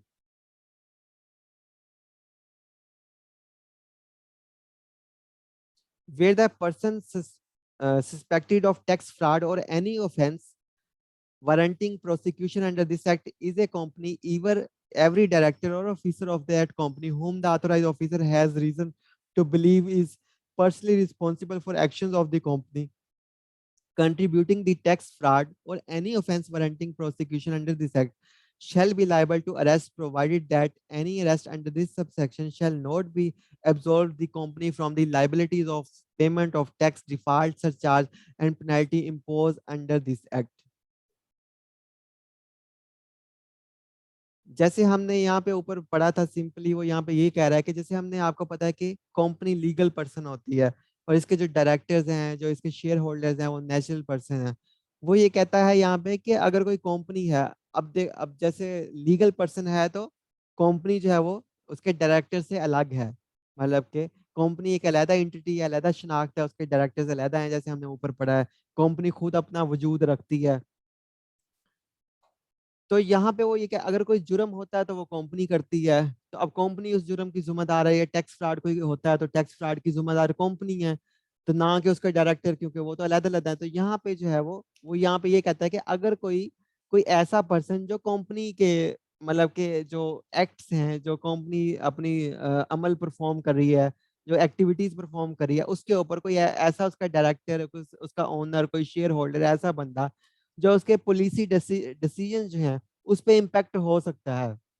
यानी कि कंपनी को इनडायरेक्टली चला रहा है, कंपनी को गाइड कर रहा है, कंपनी का कंट्रोल उसके पास है। मतलब कंट्रोल है, अगर उसके पास कंट्रोल है तो इट्स मीन के टैक्स फ्रॉड अगर हो करती है कंपनी, तो टैक्स फ्रॉड में सारी सी बात है उसका हाथ है। लेकिन हमें पता है कंपनी लॉ अगर पढ़े तो कंपनी लॉ ये कहता है कि कंपनी जो है वो अलहदा होती है, एंटिटी होती है, बॉडी होती है, इंडिविजुअल जो है वो अलहदा होता है। तो इसलिए तो फिर कोई जुर्म तो कंपनी ने किया, इंडिविजुअल ने तो नहीं किया। तो सेल्स टैक्स अगर फ्रॉड होता है तो कंपनी पे कंपनी जो है उस जुर्म को पूरा करेगी, भरेगी सेल्स टैक्स को, ना कि इंडिविजुअल। तो यहाँ पे उस चीज को कवर करने के लिए कि कल को कोई क्रिएटिव अकाउंटिंग का सहारा लेते हुए लोग इस बात पे ना चले जाएं कि जी कंपनी हमारी तो जिम्मेदारी नहीं है, कंपनी कंपनी ने जुर्म किया है, कंपनी इसका जवाबदेह है, हम तो जवाबदेह नहीं है। हालांकि इनडायरेक्टली हम इंसान ही कंपनी को चला रहे होते हैं, हम ही उसके फैसलों पे, उसकी पॉलिसीज पे, उस कंपनी के बिजनेस पे, उसके डायरेक्शन पे हम ही जो है वो हम ही जो है वो बाअसर हो रहे हैं उसके ऊपर। हम ही इम्पैक्ट कर रहे हैं उसके ऊपर, कंपनी के ऊपर। तो लिहाजा अगर हम इम्पैक्ट कर रहे हैं तो टैक्स फ्रॉड भी हम उसके फाइनेंशियल मामलात के ऊपर भी हम इम्पैक्ट कर रहे हैं। तो हम कि कोई ऐसा डायरेक्टर, कोई ऐसा उसका एसोसिएट, कोई ऐसा इंडिविजुअल जो उसका हिस्सा था कंपनी का, कोई मैनेजर, कोई ओनर, जिसने जो इम्पैक्ट कर रखता हो कंपनी के ऊपर, तो इट्स मीन पे टैक्स फ्रॉड में भी उसका इम्पैक्ट होगा। तो लिहाजा अब हम कंपनी पे तो चार्जेस लगाएंगे, कंपनीज को तो पकड़ेंगे पकड़ेंगे, लेकिन उसका जो वो बंदा है जिस जो इसके पीछे था, उसे भी टैक्स फ्रॉड में पर्सनली जो है वो इन्वॉल्व करेंगे। अब ये कंपनी की, ये नहीं है कि कंपनी की लायबिलिटी या जिम्मेदारी खत्म हो जाएगी, कंपनी जो है वो, कंपनी के ऊपर भी चार्जेस आयद होंगे फ्रॉड के, और उस बंदे के ऊपर भी चार्जेस आयद होंगे अलग-अलग, कि तुमने जो है वो कंपनी को डायरेक्शन दी, तुम भी जिम्मेदार हो और कंपनी भी जिम्मेदार है।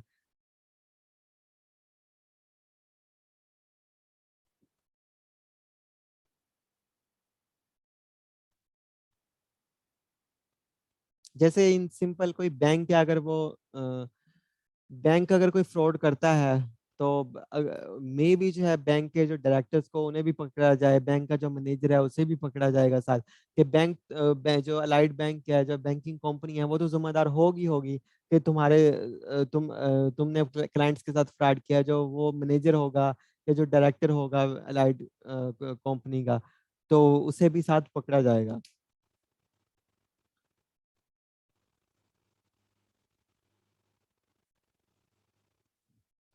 आगे वो कहता है procedure to be followed on arrest of a person. अगर किसी बंदे को अरेस्ट करना है तो उसका क्या तरीकाकार फॉलो किया जाएगा। वो कहता है when an officer of IR authorise in this behalf arrest a person under this section 37 से he shall immediately intimate the fact of the arrest of that person to the special judge who may direct such officer to produce that person at consider such time and place and on such date as the special judge consider expedient and such officers shall act accordingly. Notwithstanding anything contained in subsection 1, any person arrested under this act shall be produced before the special judge, or if there is no special judge, within a reasonable distance to the nearest judicial magistrate within 24 hours, such arrest excluding the time necessary for the journey from the place of arrest to the court of the special judge, or as the case may be of such magistrate. यानी वो इसमें ये कहता है कि आगे हम जाके अगले सेक्शन में पढ़ेंगे, कल जब हम लेक्चर पढ़ेंगे तो उसमें हम पढ़ेंगे स्पेशल जज क्या होते हैं, उसकी अपॉइंटमेंट कैसे होती है। लेकिन शॉर्ट में आपको बता देता हूँ, एक तो जनरल जज होता है, जैसे हमारी अदालतें हैं, जैसे सिविल कोर्ट है, सेशन कोर्ट है, और उसके बाद जो है डिस्ट्रिक्ट कोर्ट है। वहाँ पे जो जज हैं वो सिविल के भी हैं और क्रिमिनल के भी हैं, तमाम सिविल के मुकदमात को सुनते हैं, तमाम क्राइम्स के मुकदमात को सुनते हैं। लेकिन कुछ ऐसी खास अदालतें हैं जो सिर्फ खास मुकदमात को ही सुनते हैं, उन्हें कहते हैं स्पेशल कोर्ट्स। जैसे कि खास तौर पे एहतसाब अदालत है, अकाउंटेबिलिटी कोर्ट है, वो जहाँ नैब वाले जो है वो पेश करते हैं जितने भी मुल्जिमान होते हैं उन्हें। और इस तरह जो है एंटी करप्शन के भी स्पेशल जज होते हैं, जो सिर्फ एंटी करप्शन के ही मुकदमात जो है सुनते हैं, सिर्फ एंटी करप्शन के ही मुकदमात की वहाँ पे सुनवाई होती है। इस तरह हुकूमत ने जो है वो डिफरेंट रीजन्स में, टेरिटरीज में जो है टैक्स के जजेस भी लगाए हुए हैं, जो सिर्फ टैक्स के मुकदमात ही सुनते हैं। मतलब उनका काम सिर्फ टैक्स के मुकदमात ही सुनना है, वो और किसी चीज के मुकदमे नहीं सुनेंगे। तो ऐसे जजेस को कहते हैं स्पेशल जजेस, स्पेशल जजेस फॉर द टैक्सेशन। तो यहाँ पे वो यही बात कर रहा है, जब भी कोई ऑफिसर जो है किसी बंदे को अरेस्ट करेगा, और ये कानून है कि किसी को भी अगर अरेस्ट किया जाएगा तो 24 घंटे के अंदर अंदर उस एरिया में जो मुतलका जो भी जिस एरिया से है उसमें जो मुतलका स्पेशल जज है उसके सामने जो है वो उस जो पर्सन है उसे पेश किया जाएगा, उसे वहां पे प्रोड्यूस किया जाएगा स्पेशल जज के सामने।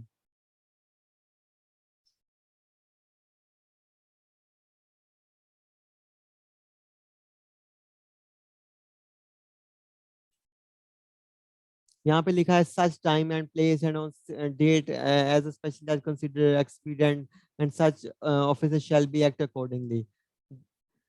Notwithstanding anything contained in subsection 1, any person arrested under this section shall be produced before special judge, or if there is no special judge, within a reasonable distance to the nearest judicial magistrate within 24 hours of such arrest, excluding the time necessary for the journey from the place of arrest to the court of special judge, or as the case may be of such magistrate।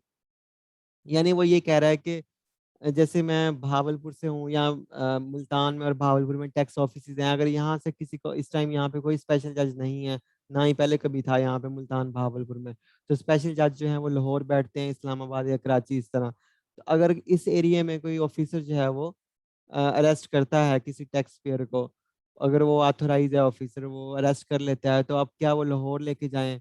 और लाहौर जाने में जो है वो कई घंटे चाहिए। भावलपुर से लाहौर बहुत पहले तो 12-12 घंटे लगते थे, या मुल्तान से लाहौर नहीं ले जाया जा सकता उसे इतनी जल्दी। तो लिहाजा जो है, जो अगर वहाँ पे स्पेशल जज मौजूद नहीं है, तो उस एरिया में जो भी मजिस्ट्रेट है, वो मजिस्ट्रेट की अदालत में जो है उसे पेश किया जाएगा 24 घंटे के अंदर अंदर। और फिर आगे मजिस्ट्रेट जो है वो ये है कि वो जिस तरह चाहे, वो अगर कहे कि इसे जेल में बंद कर दो, तो उसे सिविल जेल में बंद कर दिया जाएगा। जो है वो जो है पुलिस की जो जेल होती है वहाँ पे जो है, प्रोविंशियल जो जेल होती है वहाँ पे ले जाया जाए। अगर वो ये कह दे कि डिपार्टमेंट जो है वो आपको हम वारंट देते हैं, मतलब आपके पास हैंड ओवर करते हैं इतने घंटों के लिए, इतने दिन के लिए, तो डिपार्टमेंट को भी उस बंदे को हैंड ओवर किया जा सकता है। डिपार्टमेंट फिर अब जाके उसे अपने टैक्स ऑफिस की जेल में या टैक्स ऑफिस में बंद कर देगा। तो इस तरह तो वो जो मजिस्ट्रेट है उसके फैसले को जो है वो फॉलो किया जाएगा, अनटिल एंड अनलेस के वो प्रॉपर टाइम ना आ जाए कि हम उसे वहां से स्पेशल जज के पास जो है वो ले जाएं, जो टैक्स के मुकदमा को डील करता है। लेकिन इन दी एंड जो है वो टैक्स का जो उसका मैटर होगा, वो स्पेशल जज ऑफ टैक्सेशन ही उसे डील करेगा। अच्छा, वो कहता है when any person is produce under subsection 2 before the special जज he may on request of such person after pursuing the record if any and after giving the prosecution an opportunity of being heard admit him to bail on his executing a bond with or without sureties, or refuse to admit him to bail and direct his detention at such place as he deem fit। वो ये कह रहा है यहाँ पे कि अगर जो है डिटेंशन का मतलब होता है हिरासत में लेना। वो यहाँ पे कहता है कि अगर जब जज के सामने उसे पेश किया जाता है, अगर वो तो जज जो है वो अगर वो सही समझता है, बेहतर समझता है, तो उस बंदे को जो है वो जमानत भी दे सकता है। और जमानत जो है वो उससे श्योरिटी बांड भी ले सकता है, मतलब जमानती मचल के जिसे कहते हैं, जमानती मचल के भी ले सकता है। जो है और वो ज़मानती मुचलकों के बगैर भी जो है वो उसे जो है वो ज़मानत दे सकता है, अगर उस पर जज को समझ लेता है कि जी ये ट्रस्टेबल बंदा है, नहीं भागेगा कहीं भी, तो जज उसे बेल दे सकता है। डिपेंड करता है जज पे वो क्या डिसीजन लेता है। आगे वो है provided that nothing herein contain shall preclude the special judge from cancelling the bail if of any such person at subsequent stage if for any reason the consider such cancellation necessary, but before passing such order shall afford such person an opportunity of being heard unless for reason to recorded he consider that affording of such opportunity shall defeat the purpose of this act। वो ये कह रहा है कि अगर कोई बंदा, यहाँ पे वो ये कह रहा है कि स्पेशल जज जो है अगर ये बेहतर समझे कि इसकी अगर फॉर एग्जांपल किसी को बेल दे दिया और बाद में पता चलता है कि उसे बेल देनी नहीं चाहिए थी, वो जो बंदा जो है फ्रॉडिया था, तो स्पेशल जज जो है उसकी बेल को, दी हुई बेल को भी कैंसिल कर सकता है। मतलब 10 दिन के लिए स्पेशल जज ने उसे जमानत दी, तो अब 5 दिन बाद स्पेशल जज जो है वो उसकी जमानत कैंसिल करके उसे वापस अरेस्ट करने का हुक्म भी दे सकता है।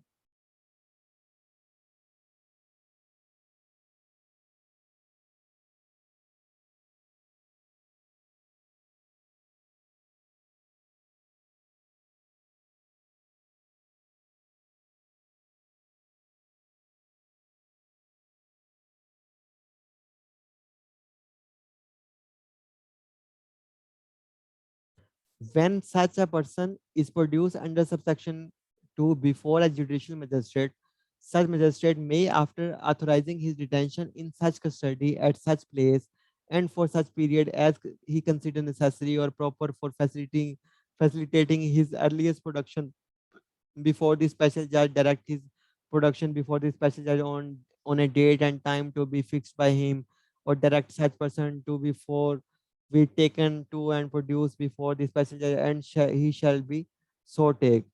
वही टिपिकल लीगल डिफिकल्ट लैंग्वेज इसे छोड़ें आप, वो सिंपली यहाँ पे ये कह रहा है कि जब किसी बंदे को स्पेशल जज के सामने पेश किया जाएगा, स्पेशल जज जो है वो सूरत हाल देखते हुए कह सकता है डिपार्टमेंट को कि तुम इसे जो है वो अपने पास रख लो इतने दिन के लिए, या वो कहेगा कि फलां जगह पे जो है वो इसे जो है वो हिरासत में जो है वो जेल में जो है रख लिया जाए, या फिर जो है वो जिस जगह पे जिस टाइम के लिए, जितने टाइम के लिए, जितने दिन के लिए, जिस जगह पे जिस तरीके से वो स्पेशल जज चाहे, वो उस बंदे को अ, हिरासत में रख सकते हैं।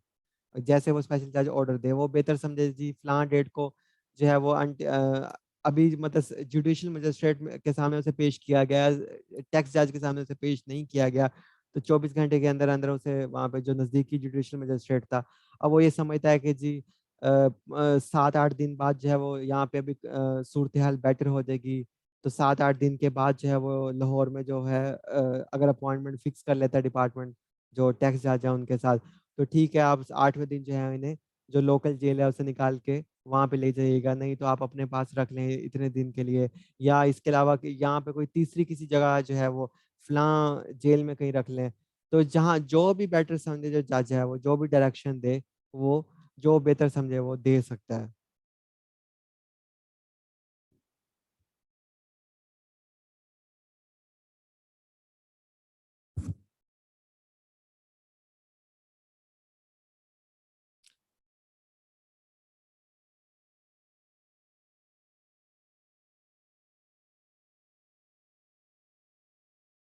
रिपीट 4।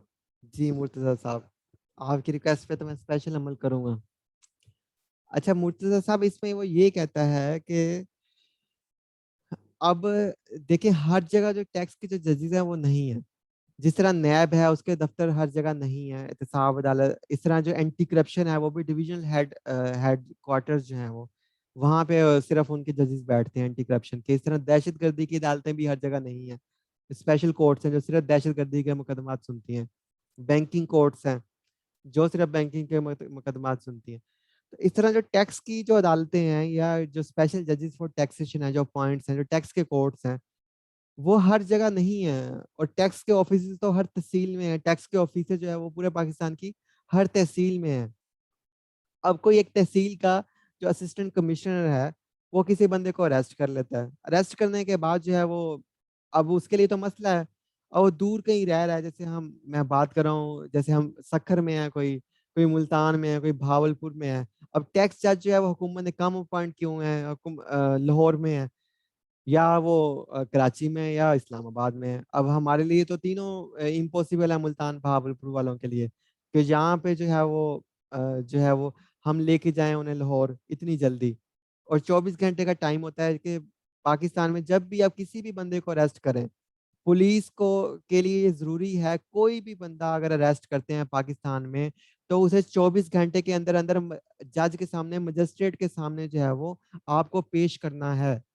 हर हालत में 24 घंटे के अंदर-अंदर। और जो लोकल अदालतें होती हैं, जो तहसीलों में अदालतें होती हैं, वहाँ पे हर टाइम जो मजिस्ट्रेट है, वो मौजूद होता है। वहाँ पे मजिस्ट्रेट जो है वो बैठा होता है। शिफ्ट्स होती हैं बाकायदा उनकी। तो टैक्स के जजेस हर जगह नहीं है, लेकिन मजिस्ट्रेट जो हैं, आम अदालतें जो हैं, वो जनरल कोर्ट जो हैं, उनके हर जगह पे मजिस्ट्रेट्स बैठे होते हैं। तो लिहाज़ा वो ये कह रहे हैं कि डिपार्टमेंट को यानी अंधाधुंध परमिशन उन्होंने नहीं दी। लॉ ने जी आप किसी बंदे को अरेस्ट कर लें, और 20 दिन पड़ा है आपके पास, किसी को कुछ नहीं पता। यानी 15 दिन पड़ा है। प्रोसीजर ये होता है, मतलब आम भी जब कोई गिरफ्तारी होती है, प्रोसीजर ये होता है कि किसी भी पर्सन को अरेस्ट किया जाता है। अरेस्ट करके पुलिस ये समझती है, या कोई दूसरी एजेंसी, कोई फोर्स ये समझती है, रेंजर है, कोई दूसरी है, उसे अरेस्ट करने के इख्तियार आते हैं, वो अरेस्ट करे। अरेस्ट करने के बाद उसे 24 घंटे के अंदर मतलब एक जज के सामने उस बंदे को लाज़मी पेश करना है, 24 घंटे के अंदर-अंदर। अब आगे किसी अदारे के पास पाकिस्तान में ये इख्तियार नहीं है, किसी को ये परमिशन नहीं है, अंडर द कॉन्स्टिट्यूशन है, यहाँ पे सबके राइट्स हैं, यहाँ पे जो है कोई किंग की हुकूमत नहीं है, यहाँ पे सिटीज़न्स हैं, उनके उनकी प्रोटेक्शन है, अंडर द उनके बुनियादी हकूक हैं, लिहाज़ा किसी को अनड्यू जो है वो आप हरास नहीं कर सकते। लिहाज़ा पुलिस है या कोई भी दूसरी एजेंसी है, किसी भी बंदे को किसी भी क्राइम में अरेस्ट करेंगे, तो 24 घंटे के अंदर-अंदर मुतल्लिका जो है वो जज जो भी होगा, उसके सामने उसे पेश करेंगे। अब जज की आगे मर्ज़ी है, जज का आगे सवाबदीद है कि वो ये समझता है कि इस बंदे को डिपार्टमेंट के हवाले कर दिया जाए, तो डिपार्टमेंट के हवाले कर देगा। अगर वो ये समझता है कि इस बंदे को जेल भेज दिया था तो जेल भेज देगा, अगर इस ये समझता है इस बंदे को छोड़ दिया जाए तो छोड़ दिया जाएगा। यानी कि इंसाफ के तकाज़ों को पूरा करने के लिए ये बैलेंस रखा गया है सारे का सारा। मतलब कि ये पूरे कवानीन में कि आपको अब ये अब फैसला जो है डिपार्टमेंट गिरफ्तार कर लेगा कि इस टाइम इसे ये बंदा भागने लगा था मुल्क से या शहर से या सूबे से, इसने भाग जाना था इसलिए हमने जल्दी-जल्दी इसे गिरफ्तार कर लिया। अब स्पेशल जज के सामने पेश करेंगे या दूसरे मजिस्ट्रेट के सामने कहेंगे सारे ये टैक्स फ्रॉड में हैवी में मुलविस है, तो लिहाजा जो है वो इसे हम गिरफ्तार करके ले आए हैं, आप अब हमें आगे ये हमारी बात सुने। तो फिर स्पेशल जज या दूसरा जो जज है वो कहेगा ठीक है जी आप अगर वो ये समझता है उसे बेल मिलनी चाहिए, वो कहेगा ठीक है तुम्हें बेल मिलती है। वो कहेगा डिपार्टमेंट ने गलत किया तो उसे बेल दे देगा। अगर डिपार्टमेंट बेल नहीं तो उसे वैसे ही छोड़ देगा। वैसे छोड़ना नहीं है तो उसे पुलिस की कस्टडी में दे देगा, डिपार्टमेंट की कस्टडी में दे देगा। जैसे वो बेहतर समझेगा वैसे वो करेगा। तो यानी बेसिक ये मकसद है सारे का सारा ताकि जो है वो इंसाफ के जो तकाज़े हैं उसे कायम किया जाए और आम मुकदमा जितने भी हैं पुलिस जो है वो कई दिन बंदे को रखती हैं या कुछ दूसरे लोग जो हैं वो लोगों को रखते हैं दैट इज़ इल्लीगल अनकॉन्स्टिट्यूशन अनकॉन्स्टिट्यूशनली वो ये एक्ट करते हैं। पुलिस को भी किसी भी डिपार्टमेंट को ये परमिशन नहीं है कि वो 24 घंटे से ज़्यादा किसी को रिटेन कर सकें, रख सकें। तो यहाँ पे मुर्तज़ा साहब वही बात वो कर रहा है कि जब आपने टैक्स वालों ने गिरफ्तार कर लिया, अगर वहाँ पे अदालत नहीं वहाँ पे स्पेशल चार्ज ऑफ टैक्स नहीं है, तो फिर आप जो मुतल्लिका मजिस्ट्रेट है उसके पास उसे लेके जाएँगे। अब वो मजिस्ट्रेट बेहतर समझता है कि इसे इतने दिन के लिए रखना चाहिए, इसे जेल भेज देना चाहिए, छोड़ देना चाहिए या डिपार्टमेंट के हवाले कर देना चाहिए। अब वो मजिस्ट्रेट आगे फैसला करेगा। ये ऑफिसर का अब इख्तियार नहीं है कि जी वो वहाँ पे मतलब आगे कुछ करे। अब यहाँ पे अदालती मतलब काम शुरू होगा।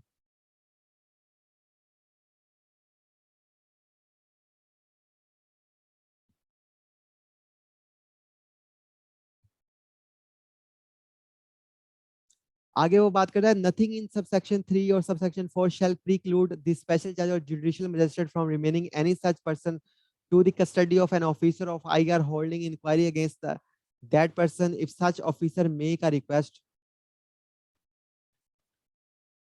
in writing that effect and special judge or judicial magistrate after pursuing the record if any and hearing such person if uh, is of the opinion that for the completion of an inquiry or investigation it is necessary to make such order provided that in no case the period of such custody shall exceed 14 days. अच्छा ये जब किसी को arrest करते हैं तो बकायदा जब स्पेशल जज है बकायदा अगर डिपार्टमेंट ने उसे लेना है अपने पास रखना है तो उसकी सेहत का पूरा चेकअप होता है कि जब ये हमारे पास आया है तो इसकी सेहत की हालत क्या है, इसकी बीमारी, सेहत, उसकी फिजिकल फिजिक हर चीज़ जो है उसकी वो चेक की जाती है। फिर उसे जो है वो रखा जाता है हिरासमेंट में मतलब फिर उसे जेल किया जाता है। ऐसे नहीं है कि अब अंधाधुंध किसी को बंद कर दें।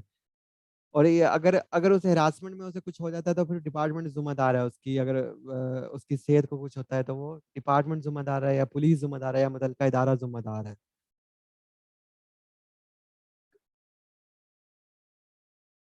तो यहाँ पे यही बात अच्छा यहाँ पे आगे ये बात कर रहा है कि अगर किसी जुडिशियल मजिस्ट्रेट के सामने उसे पेश किया जा रहा है या फिर उसे स्पेशल जज के सामने पेश किया जा रहा है, तो स्पेशल जज जो है अ, अगर कोई ऑफिसर जो है इनलैंड रेवेन्यू ऑफिसर स्पेशल जज को रिक्वेस्ट करता है कि सर कि हम इस पे इन्वेस्टिगेट कर रहे हैं, इंक्वायरी कर रहे हैं, ये टैक्स फ्रॉड में जो है वो मुलव्विस हैं, यानी कि लिख के दे देता है वो स्पेशल जज को।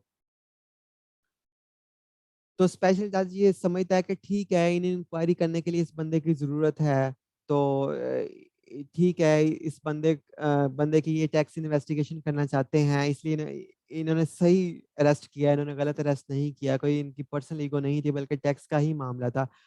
तो जो स्पेशल जज है या जुडिशियल मजिस्ट्रेट है, वो अ हैंड ओवर कर सकता है ऐसे बंदे को डिपार्टमेंट के पास कि ठीक है आप जो है वो इसे अपने पास रख लें। और लेकिन वो मैक्सिमम जो है वो कितने अरसे तक डिपार्टमेंट उसे अपने पास रखेगा? 14 दिन के लिए। यानी स्पेशल जज के पास ये इतनी सिर्फ पावर जज के पास इतनी पावर है कि 14 दिन तक के लिए वो डिपार्टमेंट को बंदा हैंड ओवर कर सकता है, इससे ज़्यादा वो नहीं कर सकता। अक्सर आप लफ़्ज़ सुनते होंगे रिमांड, इतने दिन का रिमांड मिल गया, अदालत ने रिमांड और दे दिया, रिमांड यही होता है। यानी कि इतने दिन के लिए बंदे को जो है वो अपने पास जो है वो डिपार्टमेंट रख सकता है। जैसे नैब का सुनते हैं आप, एफआईए का, पुलिस का, या एफबीआर का इतने दिन का रिमांड मिल गया, मतलब ये होता है कि इतने दिन के लिए पुलिस अपने पास बंदे को रख सकती है इन्वेस्टिगेशन करने के लिए, इंक्वायरी करने के लिए। आगे वो कह रहा है कि when any person is arrested under this act, an officer of IR shall record the fact of arrest and other relevant particulars in the register specified in subsection 10 and shall immediately proceed to inquiry into the charge against such person. And if he completes the inquiry within 24 hours of his arrest, excluding the time necessary for journey as aforesaid, he may, after producing such person before the special judge or the nearest judicial magistrate, make request for his further detention in his custody.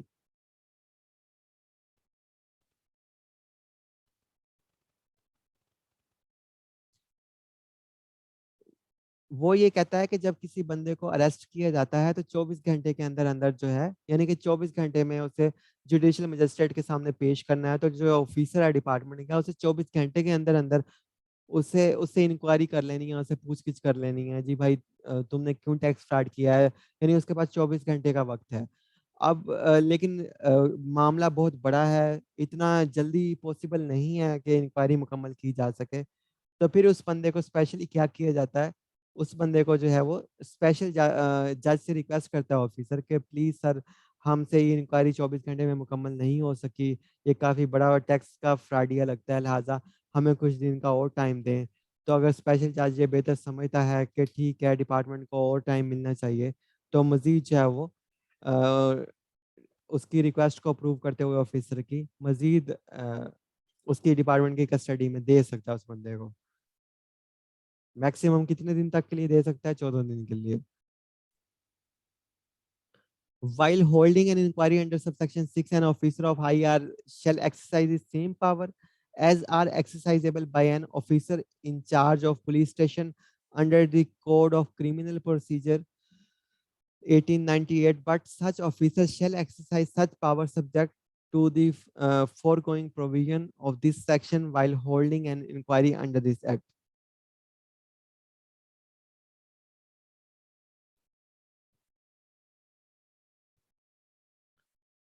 वो कहता है कि जब department का कोई भी बंदा जो है वो, मतलब कोई भी ऑफिसर उसे अरेस्ट करता है, गिरफ्तार करता है और अपने पास रखता है, या उसे फर्दर उसे टाइम मिल जाता है डिपार्टमेंट इंक्वायरी के लिए 14 दिन का, तो वो अपने पास रख लेता है। तो उस ऑफिसर को, यानी यहाँ फिर वो रेफर कर रहा है क्रिमिनल प्रोसीजर कोड की, यानी कि जो उस कानून के तहत जैसे पुलिस का जो ऑफिसर है, जैसे कोई बंदा अगर क्राइम करता है तो जो पुलिस का जो एसएचओ होता है, स्टेशन हेड ऑफिसर उसे कहते हैं, यानी वो एक इंस्पेक्टर होता है 16 ग्रेड का, या कोई सब इंस्पेक्टर होता है 14वें स्केल का, जिसे जो थाना होता है उसका जो हेड लगाया जाता है, उसे कहते हैं एसएचओ, स्टेशन हेड ऑफिसर। जब तक वो अंदर थाने में होता है तो उसे एसएचओ कहते हैं। वैसे वो इंस्पेक्टर रैंक का या सब इंस्पेक्टर रैंक का होता है पुलिस में। तो इसी तरह वो कह रहा है कि अगर इधर भी एफबीआर में भी टैक्स में किसी को अरेस्ट करते हैं, यहाँ भी जो ऑफिसर है, तो इसे वैसे ही मतलब पावर्स होंगी, इसे वैसे ही ऑफिसर को समझा जाएगा जैसे एसएचओ को पुलिस में समझा जाता है। जो पावर्स क्रिमिनल प्रोसीजर कोड में एसएचओ को दी गई हैं, वैसी ही पावर जो है यहाँ पे टैक्स ऑफिसर को के पास होंगी अंडर दिस एक्ट। यानी के पास इस टैक्स ऑफिसर के पास वही इख्तियारात होंगे जो पुलिस के जो एसएचओ है उसके पास होते हैं। जब किसी को अरेस्ट करता है, जो उसके पास इख्तियारात होते हैं under the criminal procedure code, वही इख्तियारात जो हमारे टैक्स ऑफिसर के पास होंगे अगर हम किसी को अरेस्ट करेंगे।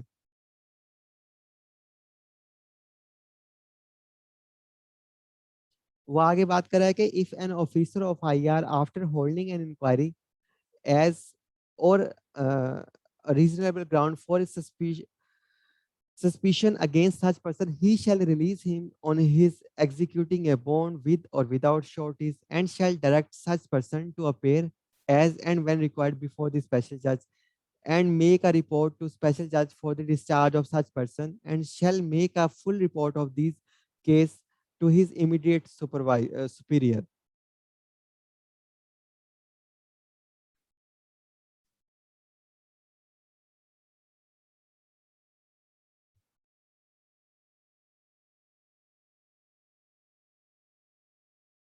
यानी कि एक टैक्स ऑफिसर था, उसे पता चला जी कि इसने टैक्स फ्रॉड किया है इस बंदे ने। मतलब किसी ने खबर दी, कोई व्हिसल ब्लोअर था, उसने खबर दी जी ये जो मुतलका बंदा है ये बहुत बड़ा टैक्स चोर है, इतने लाखों रुपए का टैक्स इसने फ्रॉड किया है, जल्दी से आप इसे पकड़ लें। तो डिपार्टमेंट का कोई ऑफिसर जाके उसे पकड़ लेता है। लेकिन जैसे ही अरेस्ट करके जो उसके बाद कंप्लेन आई होती है किसी अननोन बंदे की, जब वो देखता है, उसे पूछ तहकीकात करता है, पता चलता है वो डिपार्टमेंट के पास तो प्रॉपर एविडेंस ही नहीं है, हमसे तो गलत बंदा जो है वो अरेस्ट हो गया है। या कोई या जो है मतलब जो बंदा अरेस्ट हुआ था वो तो बेचारा गरीब बंदा है, उसकी तो इतनी वही नहीं है। तो अब जो है डिपार्टमेंट का जो ऑफिसर अब क्या करे, तो ठीक है, अब जब अरेस्ट कर चुके हैं, अरेस्ट का प्रोसीजर कर चुके हैं, तो वो उस बंदे को जो है वो छोड़ सकते हैं। वो डिपार्टमेंट का ऑफिसर छोड़ेंगे कैसे? उसे श्योरिटी बॉन्ड ले सकते हैं, उससे जो है ज़मानती मुचलके ले सकते हैं, या फिर जो है वो ज़मानती मुचलकों के बगैर भी जो है वो उसे छोड़ सकते हैं, अगर उसका मतलब ज़्यादा हमारे पास एविडेंसेस सबूत नहीं है। और हम जो है वो जब भी क्योंकि अरेस्ट करें 24 घंटे में, तो हमें अदालत को बताना होता है। तो अब फिर जो है वो अदालत जज को हम क्या बताएँगे कि हमने तो छोड़ दिया। तो हम उसे बता देंगे जी कोई हमारे पास प्रॉपर जो है सबूत नहीं थे, तो लिहाज़ा हमने जो है वो उसे रिहा कर दिया उस बंदे को। जो रिहाई रिपोर्ट है वो स्पेशल जज को हम जमा करवा देंगे। और इस जो केस के बारे में जो आगाही है, हम अपने जो सीनियर ऑफिसर हैं, कमिश्नर वगैरह, एडिशनल कमिश्नर वगैरह, हम उन्हें बता देंगे। उनके नोटिस में ले आएँगे जी इस तरह हमने बंदे को गिरफ्तार किया था, लेकिन वो हमारे पास ज़्यादा सबूत नहीं मिले कि इसने टैक्स फ्रॉड किया है। या अगर सबूत मिले हैं तो बंदा ट्रस्टेबल है, वो कहता है ठीक है सर मैं आ जाऊँगा, आप मुझे अपने पास ना रखें, टैक्स का पैसा आपको मिल जाएगा कुछ दिन में। तो वो थोड़ा टाइम दे दें, आप मुझे छोड़ दें, तो हमने उसे श्योरिटी बॉन्ड लेके उसे छोड़ दिया है। तो फिर हम उसे छोड़ देंगे और जो है अदालत को रिहाई रिपोर्ट जमा करवा देंगे और अपने सीनियर्स को इन्फॉर्म कर देंगे, उनके नोटिस में ले आएँगे ये बात, ताकि कल को कोई इश्यू हो तो उन्हें पता हो कि हमने खुद नहीं किया है सब कुछ।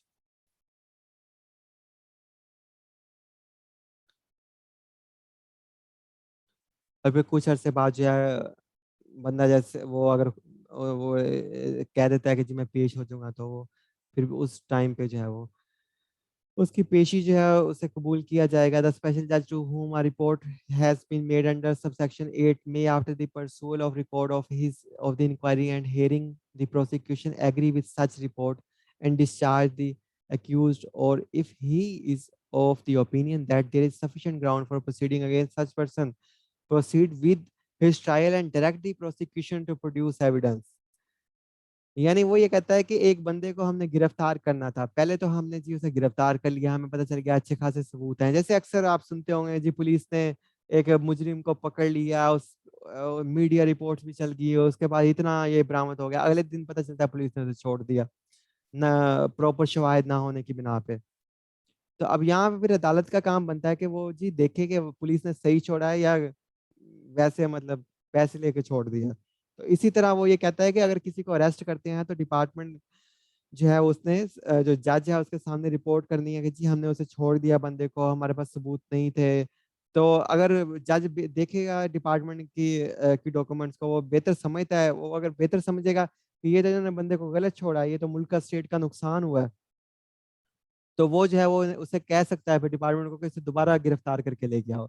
या फिर डिपार्टमेंट को भी ये कह सकता है जी कि आप सबूत दो कि कितने आपके पास सफिशिएंट सबूत थे कि जी वो किसी तरह के टैक्स फ्रॉड में वो जो है वो इन्वॉल्व नहीं था।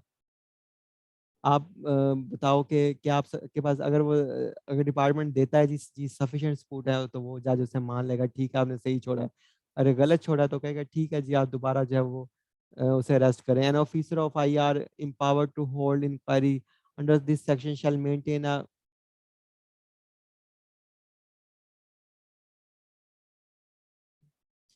फिजिकल टॉर्चर किसी तरह नहीं कर सकते। अंडर द कॉन्स्टिट्यूशन आप नहीं कर सकते फिजिकल टॉर्चर।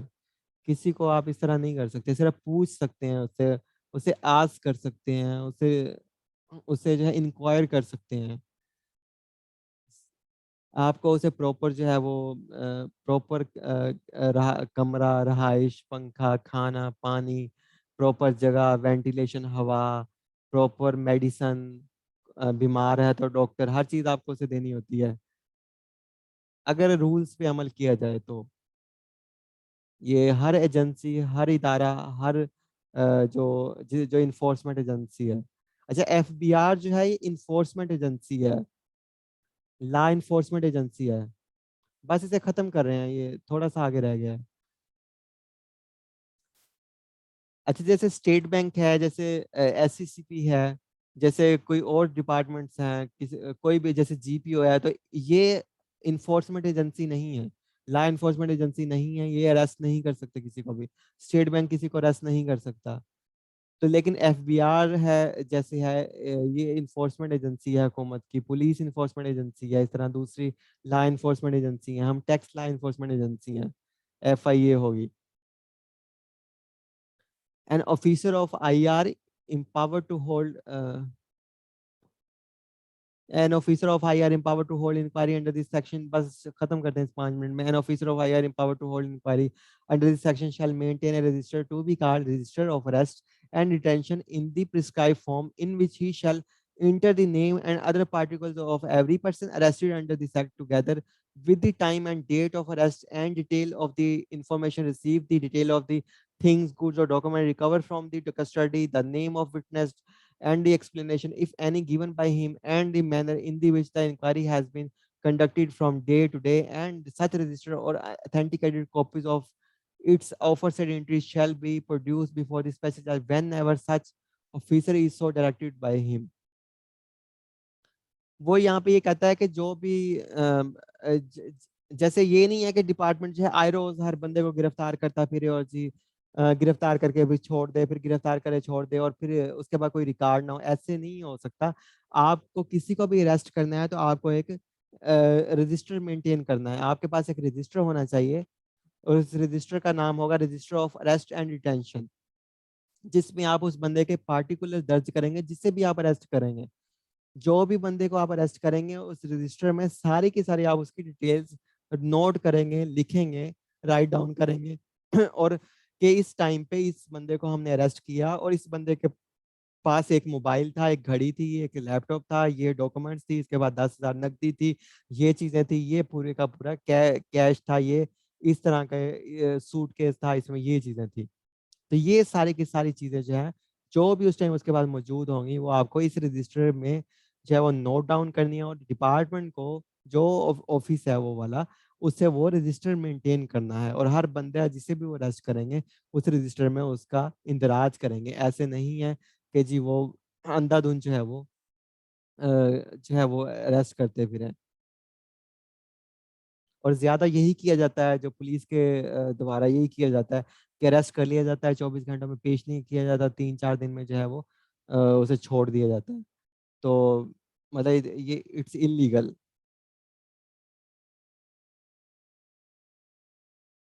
24 घंटे के अंदर आपको पेश करना है।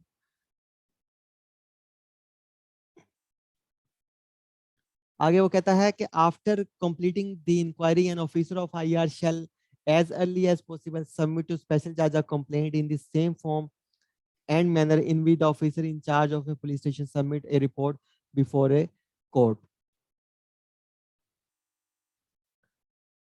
Magistrate of the first class may record any statement or confession during inquiry under this act in accordance with the provision of section 164 of the CRPC 1898.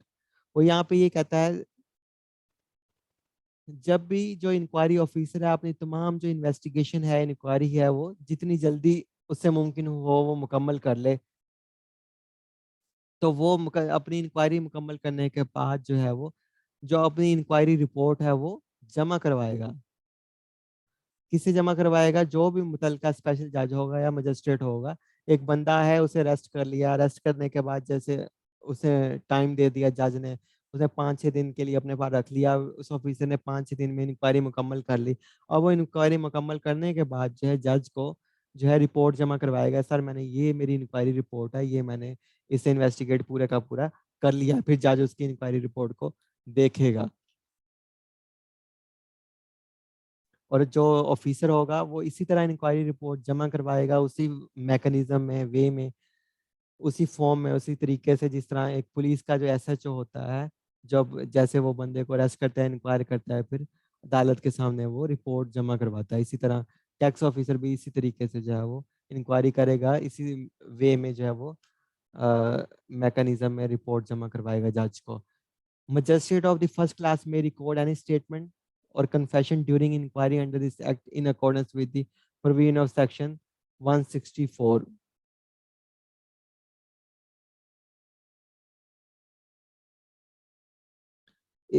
जो भी फर्स्ट क्लास मजिस्ट्रेट होगा, जो अदालत होगी उसमें जो फर्स्ट क्लास मजिस्ट्रेट बैठा होगा, जो जिसके पास उसे ले जाया जाएगा, वो उसका जो जो बंदा है उसका जो बयान है, जो उस जो बंदा है उसका जो बयान है वो रिकॉर्ड कर सकता है। मिसाल के तौर पे ऑफिसर ये कहता है जी ये बंदा 10 लाख रुपए के जुर्म में इन्वॉल्व है, तो इंक्वायरी रिपोर्ट के साथ जो है और उस मुजरिम के साथ जो है या मुलजिम के साथ सॉरी, उस बंदे को जज के सामने पेश किया जाता है और जज के सामने वो कहता है सर ठीक है, बिल्कुल बिल्कुल मैं मानता हूँ मेरी गलती है, मैंने 10 लाख का टैक्स फ्रॉड किया है। तो इस चीज़ को जो है वो जो मजिस्ट्रेट होगा दर्जा अव्वल का वो रिकॉर्ड करेगा, कहेगा ठीक इस बंदे ने खुद कबूल किया है, इसने 10 लाख का टैक्स फ्रॉड किया है। आगे वो कहता है विदाउट प्री, यानी कि जज इस सेक्शन के तहत जो है वो बयान कलम बंद करेगा उस बंदे के। ये सेक्शन वही सीआरपीसी का सेक्शन 164, उसके तहत जो है जज वो बयान कलम बंद करेगा। Without prejudice to the foregoing provision of this section, board with the approval of federal minister in charge may by notification in the official gazette authorize any officer working under the board to exercise the powers and perform the functions of an officer of IR under this section subject to such condition if any that is made deemed to fit impose।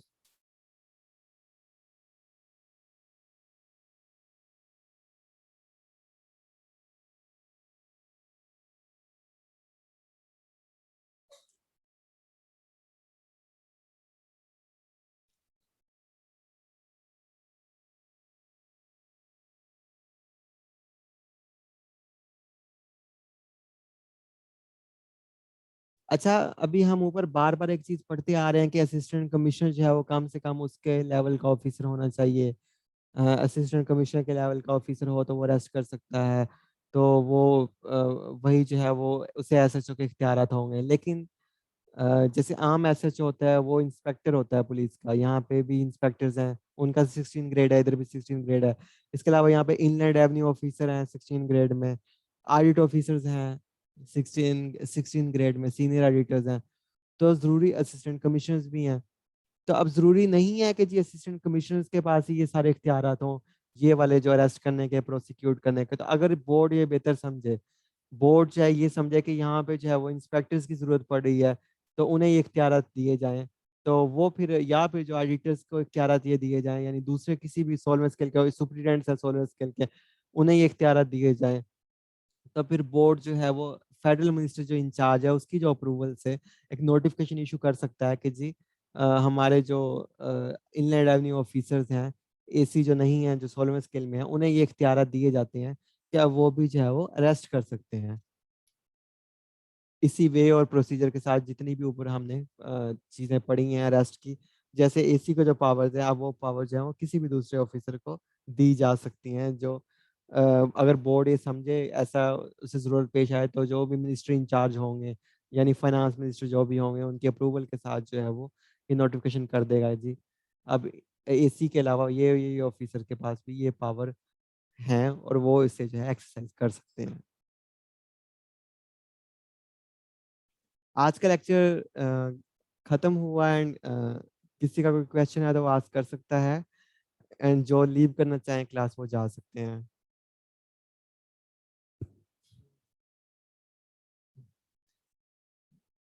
I am extremely sorry, मैं कोशिश करना चाह रहा था कि काफ़ी अच्छा आज का लेक्चर हो, लेकिन उतना अच्छा नहीं हो सका। आई थिंक थोड़ा ज़्यादा बुरा था।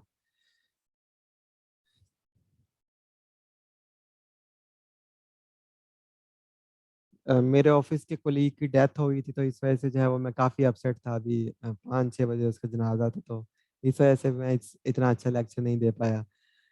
किसी का कोई क्वेश्चन है तो वो आस्क करें, एंड ताकि हम जो है और फर्दर कल से इंशाल्लाह आगे हम बढ़ेंगे, और तकरीबन आई होप सो कि हमने 60% या 55% जो है CHS कवर कर लिया है।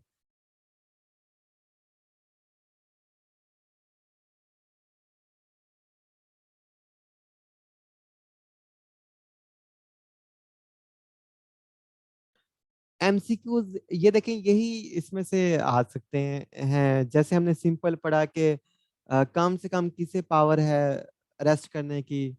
तो अब जैसे हमने पढ़ी थी हिरार्की एफबीआर की, इनलैंड रेवेन्यू ऑफिसर भी हैं 16 ग्रेड में, दूसरे भी हैं लोग। तो यानी कि असिस्टेंट कमिश्नर अरेस्ट कर सकता है। अच्छा, सेक्शन का नाम इसमें पूछ सकता है कि सेक्शन कौन सा है जिसके तहत अरेस्ट एंड प्रोसिक्यूशन की पावर्स हैं।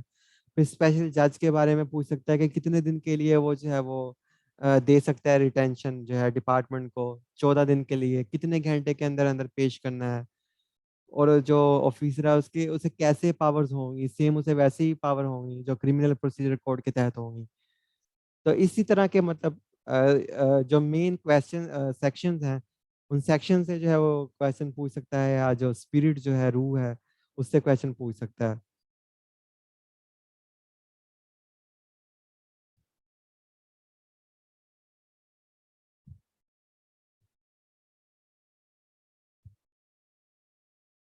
जैसे सेक्शन 37 बी, अच्छा ये थोड़ा सा आप देख लें, एक सेक्शन है 37 और एक है 37 ए और एक 37 बी। तो आपने ये मेन सेक्शंस हैं, मतलब कि एक, जैसे मैंने आपको बताया था अगर 37 है तो उसका सब सेक्शन 1 एंड उसका फिर आगे क्लास है ईटीसी। ये इम्पॉसिबल है, मतलब अगर याद हो जाए तो बहुत बड़ी बात है, लेकिन ये हम भी यहाँ पे ऑफिशियल्स हैं, हमें भी ये कभी भी याद नहीं हो सकते।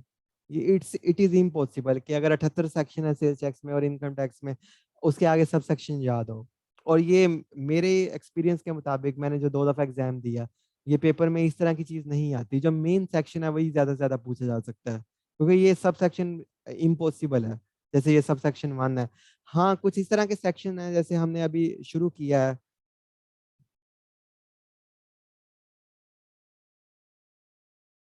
जैसे 34 ए है, जैसे 37 हमने पहले पढ़ा है। ठीक है, ये मेन सेक्शन है, हमें ये याद रखना है कि 37 किसे डील करता है, पावर टू समन को डील करता है। मतलब समन्स किसी को देने, किसी को तलब करना है तो वो सेक्शन 37 में है। लेकिन ये इस चीज आप छोड़ दें कि इसका sub section 1 and 2 and 3 and etc, ये नहीं पॉसिबल याद करना। हाँ, अलबत्ता ये आपको जरूर याद करना है कि 37 ए क्या कहता है। 37 ए अलहदा से इटसेल्फ एक सेक्शन है, मतलब 37 एक सेक्शन है और 37 से अलग से एक सेक्शन है। आपको 37 से याद रखना है कि power to arrest and prosecute ये 37 से डील करता है। और इसी तरह आपको जो है 37 बी भी याद रखना है कि 37 बी किसे डील करता है।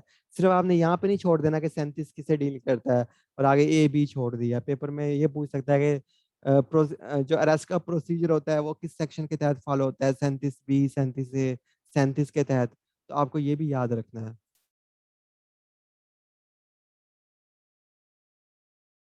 अब ये 37 बी जो है वो आगे चल रहा है, इसके 10 जो है वो I think 11 sub section, 13 sub section है। ये इम्पॉसिबल है 13 पे क्या कह रहा है, 12 पे, 11 पे। तो आप यही याद रखेंगे कि 37 क्या कह रहा है, 37 ए क्या कहता है, उसका टाइटल क्या है और 37 बी का टाइटल क्या है।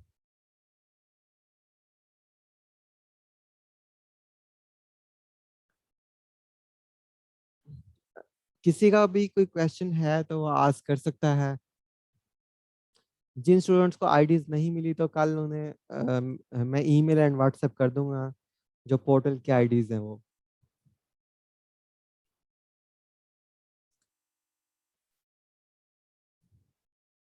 ठीक है, किसी का कोई क्वेश्चन नहीं है, so take care, good bye and अल्लाह हाफिज।